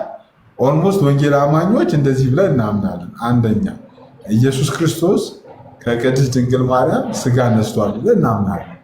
አብርሽ ለምሳሌ ኖ ኢየሱስ ክርስቶስ ከማርያም ምንም የወሰደው ነገር የለም ይላል እና ኬት ማለት ኦልሞስት ወንጌል አማኞች በሙሉ ይህንን ያምናል። ወንጌል አማኞች የሚያምኑት ምንድነው? ኢየሱስ ክርስቶስ ከማርያም ስጋ ነስቷል ብሎ ያምናል። አብርሽ ግን ይሄን አምኑ። እንግዲህ ይሄ ነገር ነው። እሺ ሲሳይ ይኸውልህ በቃ አሁን አዳምጠኝ። አሁን እሱ እንግዲህ ልደተ ቃል እዚያ የአንደኛ ቆሮንቶስን 15 በራሱ የሃይማኖት አስተምሮ ኦልሞስት ኦል በሚባል ደረጃ ሲተረጉም ቁጭ ብዬ ሰምቻለሁ። እሺ እኔ አሁን እናንተ ሁላችሁም እናንተ ኦርቶዶክሶችም ወንጌል አማኞችም ተሰብስባችሁ ሁላችሁም ልክ ብትሆኑ በዚህ በክርስቶሎጂ ወይም በዚህ በኢንካርኔሽን ኢየሱስ ከማርያም ስጋ አነስቷል በሚለው እሳቤ ውስጥ ሁላችሁ ትክክል ብትሆኑ እኔ ስህተት ብሆን እኔ ማንንም ኤክስኪውዝ ጠይቄ እመለሳለሁ። ግን የሚያዳምጠኝ ሰው ቢኖርና መጽሐፍ ቅዱሳዊ ሐሳቦችን ሊሰጠኝ የሚችል ሰው ቢኖር እኔ ምንም ጥያቄ የለብኝም። ኢየሱስን ስለማምን በቃ ይቅርታ ጠይቄ እመለሳለሁ ብያለሁ እኮ ሲሳይ ሶሪ እላለሁ። ግን አንዱም ወንጌላዊ አማኝ በክርስቶስ ኢየሱስ የሚያምን ወንጌላዊ አማኝ ከማርያም ስጋን እንደነሳ ምንም ነገር ማስረጃ መስጠት አይችልም ከየትኛውም አምጥቶ። ኦርቶዶክሶች እንዲያውም ቻሌንጅ ያደርጋሉ። አንድ አብርሽ ልደት ቅድም እኮ በጣም ደስ በሚል በሎጂክ እኮ አስረዳ እኮ። ኦኬ በቃ እናንተ አሁን ያንን አሁን ለምሳሌ እኔ በቃ የኔ አሰማም ሊሆን ይችላል። አንድ ጊዜ በቃ ይሄ ነገር ከወሰንኩ በኋላ ይሄ ነገር በትክክል የኔ እምነት በፍጹም ከድንግል ማርያም ኢየሱስ ስጋን አልነሳም ብዬ ስወስን ወይም ደግሞ ይሄን ነገር ስረዳ ከዛ እንግዲህ እየሰማሁ የመስማት ምንድነው ይሄ አቲቲዩድ አይደል የመስማት ችግር ውስጥ ገብቼ ሊሆን ስለሚችል እኔ እናንተ ግን ያንን የሚደግፍላችሁን ነገር እየሰማችሁ ስለሆነ ወይል ነው ለእናንተ። ለዚህ ነው አንድ ላይ ልደትዬ ተባረክልኝ እግዚአብሔር እንትን ይበል እሱ የኛ አይደለም ምናምን እያላችሁ የልባችሁን ሐሳብ ስለነገራችሁ ሊሆን ይችላል። ኦኬ። ስለዚህ እኔ ምንድነው ብለው መሰላችሁ የምታዳምጡኝ ጊዜ እኔም የሆነ ጊዜ በትክክል ኢየሱስ ክርስቶስ የማርያም ዘሯ እንዳልሆነ የእግዚአብሔር ዘር እንደሆነ ማርያም ኢየሱስን ልታመነጭ እንደማትችል እርሱ ከእግዚአብሔር እንደመነጨ መጽሐፍ ቅዱሳዊ ሐሳቦችን ይዤ የምመጣበት ሐሳብ ሊኖር ጊዜ ሊኖር ይችላል። ሰው ለዛን ጊዜ ግን ያገናኘን ምንም እላለሁና እንግዲህ ሁለት የምትስማሙበትን ሐሳብ መሀላችሁ ገብቼ ትክክል አይደለም በማለቴ ሶሪ እላለሁ። እንግዲህ ዜርስተልኝ እኔ አሁን ለምሳሌ እኔ አንድ ሙግት ልሞግት። አንተ ስነ መለኮት ተምሬያለሁ ብለሃል፣ ስነ መለኮት አስተምሬያለሁ ብለሃል። አንተ ለምሳሌ አንተ የምትላቸው በስነ መለኮት ትምህርት ቤት ውስጥ እንግዲህ ያለፍክ ሰው ነህ፣ ስነ መለኮትም አስተምራለሁ ብለሃል። አንተ የምትለው ነው አንተ የምትለው ኢየሱስ ክርስቶስ ከማርያም ምንም አይነት ነገር አልወሰደም ብሎ ያስተማሩ አሁን ሪሰንት ላይ ያሉትን ሳይሆን ከቀደሙ ስኮላሮች መጥቀስ ትችላለህ? በፍጹም የሚገርም ነገር። አዎ ባለፈው እኮ ከቃሌ ጋር ስናወራ እሱ ትንሽ ስለሚሻለኝ ከቃሌ ጋር ስለምናወራ አራቱን ሰዎች ሳቀርብለት አራቶቹም በቤተክርስቲያን የተወገዙና የካዱ ናቸው ብሎ ቻሌንጅ አደረገኝ። መጽሐፉን ስሰጠው ይሄን መጽሐፍ አላውቅም አለ። ኦኬ አሁን ለምሳሌ ኖርማል አሁን ለምሳሌ አንተ አሁን ቃሌን እንቶና ወደ ዛሬ ውይይት እንመለስና አንተ የምታስተምረውን ትምህርት አንተ የምትናገረውን ትምህርት የሚደግፉ ከጥንታዊ አባቶች ልታነሳ ልትጠቅሳቸው የምችላቸው ጥንታዊ አባቶች ኢየሱስ ክርስቶስ ከማርያም ምንም አይነት ነገር አልወሰደም ብለው ያስተማሩ። እኔ አሁን አንደኛ ቆሮንቶስ ምዕራፍ 15ን እኔ ደግሞ ላብራራ ካለበዛ የኢትዮጵያ ወንጌላውያን አብያተ ክርስቲያናት መጽሐፍ የአዲስ ኪዳን ማብራሪያ መጽሐፍንም ገልጣችሁ አንብቡት። አንደኛ ቆሮንቶስ ምዕራፍ 15 እዚህ ያላችሁ ወንጌላውያን አማኞች በእጃችሁ ሊኖር ይችላል። የአዲስ ኪዳን ማብራሪያ የሚባሉ 2 ማብራሪያዎች አሉ። ከዛ ውስጥ የአዲስ ኪዳን ማብራሪያ ላይ 1994 የተተረጎመውን በአማርኛ የተሰራልንን ከእንግሊዝኛ ወደ አማርኛ የተተረጎመውን እሱን ማብራሪያ አንብቡ። ሁላችን ወንጌላውያኖች የምናምነው ወይም የምንቀበለው አዲስ ኪዳን ማብራሪያ መጽሐፍ አለ። እሱን አንብቡ። ግን እኔ ምንም የትም ሳልሄድ ነው የምልስ ብዙም ሳልናገር በዮሐንስ ወንጌል ምዕራፍ 3 እና በአንደኛ ቆሮንቶስ ምዕራፍ 15 ቅድም ደሜ የተሳሳተበትን እዛ ዕብራውያን ምዕራፍ 10 ላይ ሶስቱን ብቻ በማንሳት የጌታ የኢየሱስ ምንጩ ማርያም እንዳልሆነች አዳም እንዳልሆነ መናገር ይችላለሁ። መጽሐፍ ቅዱስን ብቻ በማንሳት ብቻ ማለት ነው። ሲሳይ እንደዛ ከተስማማን እሺ፣ እኔም ልክ እንደ ልደት ይሰጠኝና ለአብራራ አይ የምትሉ ከሆነ ግን ምንም ብለው ግን እኔ አብሬያችሁ ብረት ማድረግ ይችላለሁ። በዚህ መገለጥ ማድረግ ነው። አብርሺ እንደ ሐሳብ በጣም እንደ ሐሳብ ለምን ከቃሌ ጋር ዲቤት አገቡን በዚህ ጉዳይ? ምክንያቱም እሱ አንተ እንደምታምነው የሚገርምህ ልደት አንድ ጊዜ ገብተን ነበር ከቃሌ ጋር እንደ ድንገት ገብቶ ተጠርቶ ነው መሰለኝ ገብተን ነበርና አንደኛ ሰሚት አረግለታለሁ ችግር የለውም። ግን እሱ የማቀርባቸውን በሙሉ አሴ ዲፎልት አባረራቸው ሰዎቹን እንደ ይሄንን ሰውዬ በፍጹም የእግዚአብሔር ዘር ነው ብሏል ብዬ ነው። በቃ ለማንኛውም እኔ ደስ ይለኛል ደግሞ አብርሻውን እንስማ የአንደኛ ቆሮንቶስንም የዕብራውያንን የዮሐንስ 3ንም እንደ ሐሳብ ለቃሌ ለምን ሼር አታደርጉለትም? ከኔ ይልቅ ቃሌ ይቀርበዋል። ሁለቱም ፕሮቴስታንት ስለሆኑ እንደ ሐሳብ ለቃሌ ሼር አድርጉለት ይምጣና እኔ ልክ እንዳብራራሁት ቃሌ በራሱ በፕሮቴስታንት አካሄድ ያው ወንድም አንድ ቤተክርስቲያን ውስጥ ስለሆነ ያሉትን ይግባባሉ ብዬ አስባለሁ። ከቃሌ ጋር ቢወያዩ መልካም ነው። ምክንያቱም እስካሁን ያየሁት ነገር ለእናንተ የሚቀርብ ነው። ኧረ ደሜ አንድ ደሜ ይቅርታል አይደለም። ለቃሌ ሼር አድርጉለትና ቃሌ ጋር ትንሽ ቢወያዩ መልካም ነው። እንደ ሀሳብ እኛ እንስማ። በቃ እኛ ኦርቶዶክሳውያን እንስማ። በቃ እናንተ ጨርሱ። ኖ ለምን ልጁ ያለበትን ቤተ እምነት ይግለጥ፣ ዲኖሚኔሽኑን ይግለጥ። ቃሌ ምን መልአክ ነው? ቃሌ ዲኖሚኔሽኑን ይግለጥ። ከዛ በኋላ ያለውን አመለካከት እንስማ፣ አስተምሮቱን እንስማ። ከዛኛ ዲፌንድ እናደርገዋለን። ቃሌ መምጣት አይጠበቅም። ጌታ ምስክሬ እንደሚያንስም አንተ ማብራሪያ ስብ ከደሜ ጋር ትቀጥላለህ። ችግር የለውም። እሺ እዚሁ ማለት ለምን በስነ ስርዓት አልጠይቁትም? ቸርቹን አሁን አንተ የት ቸርች ነህ? ቃለ ሕይወት ሊሆን ይችላል፣ መሰረተ ክርስቶስ ሊሆን ይችላል፣ ሙሉ ወንጌል ሊሆን ይችላል። እና መጀመሪያ እሱን ጠይቁት። እሱ ይቀራል እኮ ጠየቁት እኮ ልደት ቃል ዲኖሚኔሽን ምንድን ነው የቸርች ነው ብዬ ጠይቁት። ከዛ ነው እኮ የሚጀምርልኝ። ከሚያውቅበት ዲኖሚኔሽን ይነግረናል። ከዛ ጀምሮ ይነግረናል። ስለዚህ አንተ እንደዘረዘርከው በትልቁ አድርገው ሲስ በትልቁ አድርገውና አስተምሮቱን እንስማ። ከዛ በኋላ እኛ የምንጠይቀውን ጥያቄ እንጠይቃለን። ያስተማሩ አስተምሮት ደግሞ የማይቆረቆረን ከሆነ ዝም እንላለን ማለት ነው። በጣም አሪፍ ደግሞ የወንጌል አማኝ ያስተምሮ ከሆነ ዝም እንላለን። ተርሱ ይጠይቃው። እሺ ምንድነው የወንጌል አማኝ ነህ ወይ ለሚለው ጥያቄ ጭራሽ እኔ በአራተኛ ሙሉ ወንጌል ያደግኩ ልጅ ነኝ። አራተኛ ሙሉ ወንጌል ማለት የነ ፓስተር ኢቲቻፕ ፓስተር ተክለመድህን ስር ያደግኩኝ ነኝ። ኦልሞስት ወደ 20 ዓመት እዛ ቸርች ውስጥ ነው ያገለገልኩት፣ እዛ ቸርች ውስጥ ነው ያደግኩትም። ስለዚህ አሁን የኔ አድራሻ አብርሃም ማን ነው ቢባል በዛ ቸርች ውስጥ ነው ያለኝ ባክግራውንድ። ስለዚህ መሰረቴ ምንድነው የሚሆነው የሙሉ ወንጌል ቤተክርስቲያን አገልጋይ ነኝ። በወቅቱም የነበረው ህይወቴ ይሄን ይመስላል። ሙሉ ወንጌልን ተቃውመን የወጣህ ወይ? በፍጹም የሙሉ ወንጌልን ሙሉ አስተምሮ እቀበላለሁ። ዜን ግን ጥያቄዎች አሉኝ በቤተክርስቲያኑ መጽሐፍ ቅዱስ ሐሳብ ላይ ይሄ ነገር ልክ ነው ወይ ብዬ እንደማንኛውም ክርስቲያን ጥያቄ ያለኝ ጥያቄ ያቀረብኩት ይሄን ይመስላል። አሁን ያቀረብኩላችሁ ይመስላል። እናንተ ቅዱሳኖች በወንጌላውያን አማኞች መከፋፈል እንዳለ ሌሎች እንዳያስቡ ነው። ሙሉ ወንጌል ይሁን መሰረተ ክርስቶስ ይሁን whatever አንድ አይነት በክርስቶሎጂ ወይም መጽሐፍ ቅዱሳዊ ስምምነት ስላለን ማለት ነው። እና ይሄንን ይመስላል የኔ እንትን። ቆይ አንድ ይቅርታ አድርግልኝና ከሙሉ ወንጌል ወጣል እንዴ? ከሙሉ ወንጌል ወጣል ብሮ? ከሙሉ ወንጌል ወጣል አባቴ? አራተኛ ሙሉ ወንጌል ለምን ጠቀስካት እንዴ? በያ አራተኛ ሙሉ ወንጌልን ለምን ጠቀስካት? ቆይ አንዴ ልደትዬ የህይወት ጉዳይ ነው። አራተኛ ሙሉ ወንጌልን ለምን ጠቀስካት? ከወጣ አሁን ያለበትን አስተምሮና ዲኖሚኔሽን ነው መናገር ያለበት። እኔም የሙሉ ወንጌል ስለሆነ አራተኛ ሙሉ ወንጌል ብለህ እንደ ፓስተርን መጥቀስ የለብህም። አሁን ያለበት ከወጣ አሁን ያለበትን ቤተክርስቲያን ንገረን፣ አስተምሮቷን ንገረን። ይሄን ነው መናገር ያለብሽ ወንድሜ አፖስትል አብርሃም። እሺ ይሄም የመናገር ግዴታ አለብህ ካላችሁኝ ጥሩ ወንድማችሁ ነኝ ብያችኋለሁ። አያት ካላችሁኝ ይሄው እንግዲህ አሁን ባለሁበት ወደ አዲስ አበባ ነኝ ያለሁት። አገልጋይ ነኝ። የእግዚአብሔር መንግስት አገለግላለሁ። የእግዚአብሔር ቤተክርስቲያን በምትባል ሚኒስትሪ ውስጥ እያገለገልኩኝ ነው። በካውንስሉ ፍቃድ ያላት እንደማለት ነው።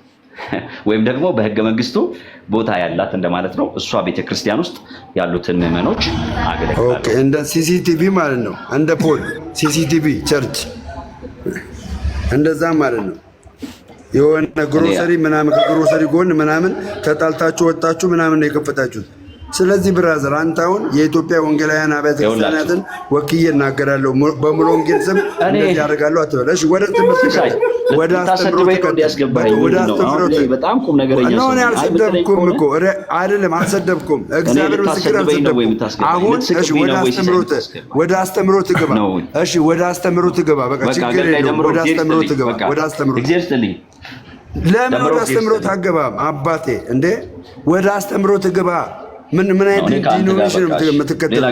ዶክትሪናችሁ ምንድን ነው? ንገረኝ። የምትመጥነኝም አይደለም ንግግርህ ደስ አይልም። እግዚአብሔር አባቴ መጥመጥ አድርገርልኝ ምናምን ትላለህ እንዴ? ሲሲቲቪ ነው። ለማንኛውም አንተ ሲሲቲቪ ነው። አንዴ ደሜ ማኔጅ ላድርገው። ሶሪ በጣም ነው ማለት ነው። ሲሳይ ግን እሺ ኖ አይደለም አብርሽዬ ኖ ወደ ውይይታችን እንቀጥላለን። አብርሽዬ አሁን እውነት ለመናገር እኔ በአንተ ነው እያዘምክ ያለሁት። ይህንን ሰው አክብሬ ነው ቁጭ ያልኩት፣ ግን የሚያስወጣ ነው ንግግሩ። ምስክሬን ይኸውልህ አብርሽዬ፣ በቃ ሸልፈኛው አለ እኔም ደሜም አለ። አሁን እኔ ደምረውን አሁን መጽሐፍ ቅዱስ ያውቃል በመሰለህ አሁን ይሄ ኦልሬዲ ዋንስ ሚዲያ ላይ ይህን ትምህርት ተናግረኳል። አንተ ሲስ ደምረው መጽሐፍ ቅዱስ ምን አንደ ሲስ ደምረው መጽሐፍ ቅዱስ ምን ያውቃል ብለህ ነው አለም እያልክ ያለው። አንተ በምትፈልገው ነገር እኔ እና አንተ አሁን ዲቤት እንግባ። በምትፈልገው ነገር በምትፈልገው ርዕስ በቃ ሲስ ይቻው ሌላ ጊዜ ሳትሰበስብ እንዲህ ማስማት ለምን ትጎራለህ? ብራዘር ለምን ትጎራለህ? አትጎርም ነገር እንዳትወጣ አብርሽ ወልድ ምን አለ መሰለህ ዋንስ አንተ እንደ አገልጋይ እንደምንም ይህን ነገር ኦልሬዲ ተናግረኳል። ይሄ ነገር ቢያንስ እዚህ ጋር ወንድሞች አሉ። ከወንድሞች ጋር አውርተህ ከደሜ ሸርፌክስም አለ ሌሎችንም አሉ ከነሱ ጋር አውርተህ ቢያንስ እኛ አሁን ለምሳሌ እኔ የአንተ ትምህርቶች ላይ ጥያቄ አለ። እንደ ወንጌል አማኝ ይህንን ትምህርት የአንተን ትምህርት የወንጌል አማኝ ትምህርት ነው ብዬ እንዴት ልቀበልሽ? ሰዎች ሀሳቤን ተረዳና እኔ በቀናነት ይህን ነገር ማድረግ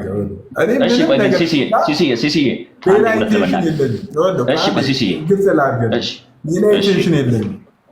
አሁን ይሄ ምስቅበት የምጫወትበት ጉዳይ አይደለም።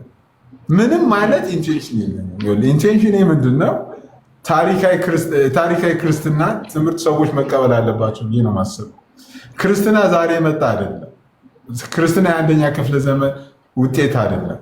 ክርስትና ከጥንት ጀምሮ ከአባቶቻችን የመጣ እንትን ነው። ስለዚህ አንተ የምታስተምረው ትምህርት ዛሬ አንተ የምታምነው ትምህርት በጥንታውያን በአባቶች ዘንድ በመጽሐፍ ቅዱስ በአባቶች በጥንታውያን ክርስቲያኖች ያለ ትምህርት መሆኑ መመዘና መፈተሽ አለበት እና ከዛ አንጻር እዚህ ጋ ያሉ ወንድሞች አሉ። አንተ የምታምነውን በቀናነት ይጠይቁ፣ ተጠየቅላቸው። ከዛ በኋላ ወደ ውሳኔ እንሄዳለን። ምንድነው አንተ አሁን ለምሳሌ እኔ ከዚህ በፊት ብዙ ጊዜ ጠይቃለሁ። ኢየሱስ ክርስቶስ ከቅድስት ድንግል ማርያም ምንም አይነት ነገር አልወሰደም እያልክ ነው። ይሄ ደግሞ እኔ ማላውቀው ትምህርት ነው። እኔ ቶታል ይህን ትምህርት አላውቀው። ለምሳሌ አሁን ከታች ይቅርታ ሻምፌክስ ይመቻል አንድ ልጠይቅ ሆነ ለምሳሌ እሱ የሚመልሰው ስማ። ስለ ይህን ኮንትራዲክሽን እንዴት ነው የምታስታርቀው ነው? ሻምፌክስ ይመቻል ማይከን አሚት አድርጋ አንድ እሺ፣ ይሰማል? ሲስ የኔ ድምጽ ይሰማል? እሺ፣ ይሰማል። እሺ፣ ይመቸኛል። ሰላም ብያለሁ። ኦኬ፣ አፖስትል አብርሃም እንደዚህ እየተናገረ ነው። ይሄ ትምህርት በወንጌላውያን ዘንድ ያለ ትምህርት ነው፣ ተቀባይነት ያለው ትምህርት ነው። በወንጌላውያን ስነ መለኮት ውስጥ ይህ ትምህርት አለ። እንደው እንደ ቪው እንኳን ይህ ትምህርት አለ። እንደ ቪው እንኳን ይህ ትምህርት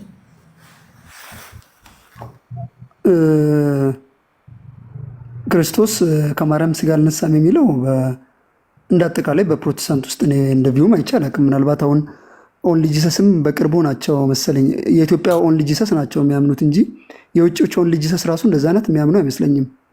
እና ከቀሲስ ተክሌ በኋላ የለም እንደዛ አይነት ትምህርት የለም። እንደዛ አይነት ትምህርት ምናልባት ከቀሲስ ተክለማርያም ነው ምናምን የሚባል ተክለማርያም ገዛኝ የሚባል የኦንሊ ጂሰስ መስራች አሉ። እሳቸው ናቸው እንጂ ውጭ ያሉት የዋንስ ፔንቴኮስታል ቸርቾች ራሱ ማለት የኦንሊ ጂሰስ ቤተክርስቲያን ራሱ አምኑ የኢትዮጵያዎች ናቸው የሚያምኑት። ስለዚህ ምናልባት ወንድማችን እዛ ቸርች ሆኖ ከሆነ አላውቅም። ከዛ ውጭ ግን በፕሮቴስታንት ዓለም ውስጥ እንደዚህ አይነት የሚባል አስተምሮ የለም። ይሄ በቂ ምላሽ ይመስለኛል። እታች ላላችሁ ለኦርቶዶክሳውያን በዚህ አጋጣሚ በተለያየ አጋጣሚ የአብርሽን ትምህርት ለሰማችሁ ሰዎች ቶታሊ በታሪክ ውስጥ በወንጌል አማኞች ውስጥ ማለት በየትኛውም ይሄ ዲኖሚኔሽን በምትሉት ማለት ነው ሪፎርመር በሉ ባፕቲስቶች በሉ ማንኛውንም ጠቅሱ ይሄንን ነገር ወንጌል አማኞች አሁን አብርሽ የሚናገሩን ትምህርት አብርሽ የሚያምኑን ትምህርት ወንጌል አማኞች ወይ ሰላም ብያለሁ። ሸልፈኛውን የሚለው ዛሬ ነው ያየሁት፣ አላወኩትም ነበር። ሰላም ብያለሁ። ሰላም ልደት፣ እንዴት ነህ? እግዚአብሔር ይመስገን። ሲሲ የዚች ጋር ምናልባት ከይቅርታ ጋር እንመናገር የምፈልገው ነገር ወንድማችን አሁን ለምሳሌ ከኦንሊ ጂሰስ ጋር ምንም አይነት ግንኙነት ከሌለውም ስር መሰረቱም ሙሉ ወንጌል ከሆነና ታዲያ እንዴት ይህንን ትምህርት ከየትና በምን አይነት መንገድ ሊያመጣው ቻለ? አሌስ ወይ መጽሐፍ ቅዱስ ብቻ የሚለው ትምህርት በራሱ በግሉ ተረድቶት ካልሆነ በስተቀር እንዴት ይህን ትምህርት ከየት አመጣው? ኦንሊ ጂሰስ አይደለም፣ ሙሉ ወንጌል ውስጥ ነው ያደገው። ጭራሽ የራሱ ማለት የሚመራው ህብረት አለ፣ የሚያገለግለው የእግዚአብሔር ህዝብ አለ። ታዲያ ከየት ነው ይሄ ወንድማችን ይህንን ሙሉ ነው? ልደት ሙሉ ወንጌል አይደለም፣ ሙሉ ወንጌል አይደለም። ልደት ሙሉ ወንጌል አይደለም፣ ከሙሉ ወንጌል ወጥቻለሁ ብሏል። አላልኩም፣ እኔ እንደዛ አላልኩም። ከሙሉ ወንጌል 20 ዓመት ሙሉ ወንጌል ውስጥ ነበረ። እናንተ የምትቀበሏቸውን ትልልቅ መምህራኖችን ጠቀሰ። አሁን ግን ያለውበት ህብረት ይሄ እነማን ነው የጠቀሰው? ሰዎችን ስላልሰማሁኝ አስተማሪዎችን የትኞቹን አስተማሪ ነው የጠቀሰው? ቢግ ዲግ በጣም ይደረጋል። እንደዚህ ነው ከሰው ጋር እከሌ ተብሎ መንፈሳዊ ዓለም ላይ ማረጋገጫ ይደረጋል። እኔ እኔ እውነት ለመናገር ማለት ነው። አብርሽ እስኪ አስተማሪዎችን ትነግረናለህ? ቆይ አሁን ያን የሚያስተምሩ አስተማሪዎችን ቆይ መጀመሪያ ሰላም ብያለሁ። ይኸውላችሁ መጽሐፍ ቅዱስ ሐሳብ ይሄ ነው ወይ ብዬ ካቀረብኩኝ አይደለም ካላችሁኝ ቀጥሎ መዝጋት ብቻ ነው። መጽሐፍ ቅዱስ ሐሳብ ተረራተ መውጣት ብቻ ነው የሚያዋጣን እንጂ እከሌት ነው ሙሉ ወንጌል ነው ምናምን ነው ስንት አልሰማንም እኮ ወዳጃችን፣ የአንተን ዲኖሚኔሽን አልሰማንም፣ አስተምሮትን እኮ አልሰማንም። የሙሉ ወንጌልን አስተምሮ እኮ አይደለም የነገርከው። በቃ እስቲ ደምረው፣ በቃ ዛሬ እስቲ ለዛሬ ታገሰኝ ወንድም ደምረው። ለማንኛውም እኮ አስተምሮትን ንገረን ነው አሁን እንድናውቅ ወዳጃችን፣ እንድናውቅ። ይቅርታ አድርግልኝና ከዚህ በኋላ አልገባም። ይቅርታ አድርግልኝና አሁን አንተ ያለበትን አስተምሮ ንገረን፣ ዶክትሪንን ንገረን፣ እንስማ። አሁን እኮ እንድንሰማ እኮ የምን አስተምሮ ነው? እሱን ንገረና፣ እሱን ንገረን። ሙሉ ወንጌል ነኝ እንዳትል ከዚህ በኋላ። ከሙሉ ወንጌል ወጥቻለሁ ብለሃል፣ ከሙሉ ወንጌል ወጥቻለሁ ብለሃል። አሁን ያለበት ቤተክርስቲያን ስሙን ነግረህናል። ያቺ ቤተክርስቲያን ደግሞ ያላትን አመለካከት ላይ ለምሳሌ ግን ኢየሱስ ክርስቶስ ከድንግል ማርያም ስጋን አልነሳም የሚል አመለካከት አለ። እንደዛና ሌሎች አስተምሮቶች ካሉ እንስማ። ይኸው እድል ፈንታ እኮ ሰጠን። አስተምሮትን ንገረንና ከዛ በኋላ እኛ የምንቀበለውን እንቀበላለን፣ የምንቃወምን እንቃወማለን። እድል ፈንታ እኮ ሰጠን። ይኸው ቁጭ ብለሃል እኮ አስተምር፣ እንስማ። እሺ በቃ እዚህ ላላችሁ ክርስቲያኖች ሁሉም ሰው ይወቅ። ሙሉ ወንጌል አይደለም። ቆይ እሱን ተው። ሙሉ ወንጌል ስም ነው። ምን መንግስተ ሰማያት ሙሉ ወንጌል የሚባል ነገር የለም። እኔ በአብ በወልድ በመንፈስ ቅዱስ እኔ እንድረዳ ምናልባት ይቅርታና እንድረዳ ማለት ነው። ለደምሮ ልመልስለት አንዴ። እሺ ደስ ይበለው ክርስቲያን ወንድም ስለሆነ። እኔ በአብ በወልድ በመንፈስ ቅዱስ አምናለሁ። አንድ አምላክ በሚሆን ማለት ነው። በእግዚአብሔር አምናለሁ። ኢየሱስ ክርስቶስ ወልድ ነው። በስጋ የተገለጠ የእግዚአብሔር ልጅ ነው። በስጋው የተገለጠ የእግዚአብሔር ልጅ መለኮት ነው ብዬ አምናለሁ። ይሄ የወንጌላውያን አማኞች ቴዎሎጂካል ኮርስ ትምህርት ቤተ እምነታቸው ትምህርት ነው። ክርስቶሎጂ ላይ ደግሞ ከማምነው ኢየሱስ ክርስቶስ ከእግዚአብሔር የተላከ የመጣ በስጋ የተገለጠ በማርያም በቅድስት ድንግል ማርያም የተወለደ የእግዚአብሔር ልጅ ነው ብዬ አምናለሁ። እንግዲህ በአዲስ ልደት አምናለሁ፣ በጥምቀት አምናለሁ፣ በሙታን ትንሣኤ አምናለሁ። እንደዚህ አምናለሁ በሚባሉት በእያንዳንዱ አባቶቻችን እናምናለን ብሎ በጻፉት በዛ ልክ ነው ያምናለሁ። ይሄ ነው ወንጌላውያን አማኝ ማለት በቃ። ኢየሱስ ግን ከስጋ ከማርያም ነስቷል የሚለው ትምህርት ላይ ጥያቄ አለኝ። መጽሐፍ ቅዱስ አይልም በማለቴ አንተ ሙሉ ወንጌል አይደለህም አንተ እንትን ብትሉ ትችላላችሁ። እኔ ጥያቄ አለኝ። መጽሐፍ ቅዱስ አልነገረኝም ነው ያልኩት። እንደዛ ይሄንን በማለቴ ደምረው ይሰማል። እሺ አብርሽ ትንሽ ላውራና ቆይ ሸልፈክስ ይጠይቃል። እሺ ቀጥል። ቆይ ደምረው ይሰማል። በቃ አሁን የተናገርከው ልክ ነው። አሁን የጥያቄ ምንድነው? ኢየሱስ ክርስቶስ ከድንግል ማርያም ስጋን ነስቷል አልነሳም የሚል ነው አንተ ጋር ጥያቄ ሆነብህ ማለት ነው። በቃ ይሄንን ታባራሪ ነገርካቸው ነገሮች በቃ እሺ አብርሽ ይኸውልህ ጥሩ ነጥቦችን አስቀምጣልና መጀመሪያ ላይ ወደ ውይይት ወይም ደግሞ ወደ ሙግት ሳንገባ በፊት ፍሬምወርኮች ማስቀመጥ ይኖርብናል። አሁን እናንተ ወደ መጽሐፍ ቅዱስ ከሄድን ላንግባባ እንችላለን። ምክንያቱም መጽሐፍ ቅዱስን የምናነብባቸው መነጽሮቻችን የተለያየ ነው የሚሆኑት። ለምሳሌ እኔ አንተ የሆነ ለምሳሌ ዕብራውያን ምዕራፍ 2 ወይም ደግሞ አንደኛ ቆሮንቶስ ብዙ ጊዜ የሚነሱባቸው ክፍሎችን ብንከራከር የኔና አንተ ብቻ እንዳይሆን ያ በክርስትና ውስጥ እንዴት ይታመናል፣ በምን መንገድ ይተረጎማል የሚለውን ነገር የስነ አፈታትንም ዘይቤ በተከተለ መንገድ ነው መተርጎም ያለብን እንጂ በዘፈቀደ ተነስተን አይ እኔ እንደዚህ እላለሁ እኔ እንዲህ እላለሁ ማለት አይገባንም። ምክንያቱም የኔና አንተ አስተምሮ ወይም ደግሞ ቆሮንቶስ ከዚህ በፊት በክርስቲያን ትራዲሽን ውስጥ በምን መንገድ ተተረጎመ፣ ያ ቨርስ በምን መንገድ ነው እንደ ፕሮቴስታንት የምናየው የሚለውን ነገሮችን ግዴታ ማስቀመጥ ይኖርብናል እንጂ የኔና አንተ ብቻ ዝም ብለን የምንከራከር ከሆነ ላንግባባ እንችላለን። ግን ትራዲሽኑ ወይም ደግሞ ክርስትና በምን መንገድ ያንን ክፍል ኢንተርፕሬት ያደርጋል፣ እኔና አንተስ ደግሞ በምን መንገድ ነው ጤናማ የሆነ የስነ አፈታት ስርዓትን ተጠቅመን የተሻለ ድምዳሜ ላይ ልንደርስ የምንችለው የሚለው ነገር ላይ ነው መጀመሪያ መስማማት የሚኖርብን እንጂ ወደ ጥቅሶቹ ከሄድን ብዙም ዋጋ ያለው አይመስለኝም። ምክንያቱም አንተ የራስ መንገድ ያንን ቦታ የተረጎማል የሚለው ነገር ልታመጣ አትችልም። ምናልባት ግን እንድረዳና ያንተ ውይይትን ከአንተ ጋር ጥሩ ውይይት እንዲኖረኝ ከፈለግኩ የመጀመሪያ ማድረገው ምንድን ነው፣ ይህንን ትምህርት የሚያስተምሩት አስተማሪዎች ከፕሮቴስታንት አንድ ስኮላር ወይም ደግሞ በፕሮቴስታንት ኮንፌሽኖች ሊሆኑ ይችላሉ፣ ክሪድ ሊሆኑ ይችላል፣ ካታኪዝሞች ሊሆኑ ይችላሉ። በቤተ እምነት ደረጃ በዶክመንት ደረጃ ይህንን ትምህርት እንደዚያ ብሎ ያስተምራሉ የምትለውን አንድ ብቻ ንገረኝና ምናልባት ጥሩ ውይይት እንዲኖረን እሱን መጀመሪያ ላመቻች።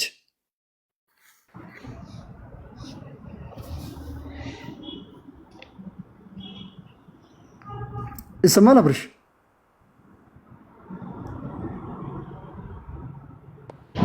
ሲሰማል እንዴ? ወንድም አለም ይሰማኛል። እንትን እኔ ራሴ ነክቼ ስለሆነ ሚቱና ኦፕን ማድረገው እሱ ነው ኬዙ።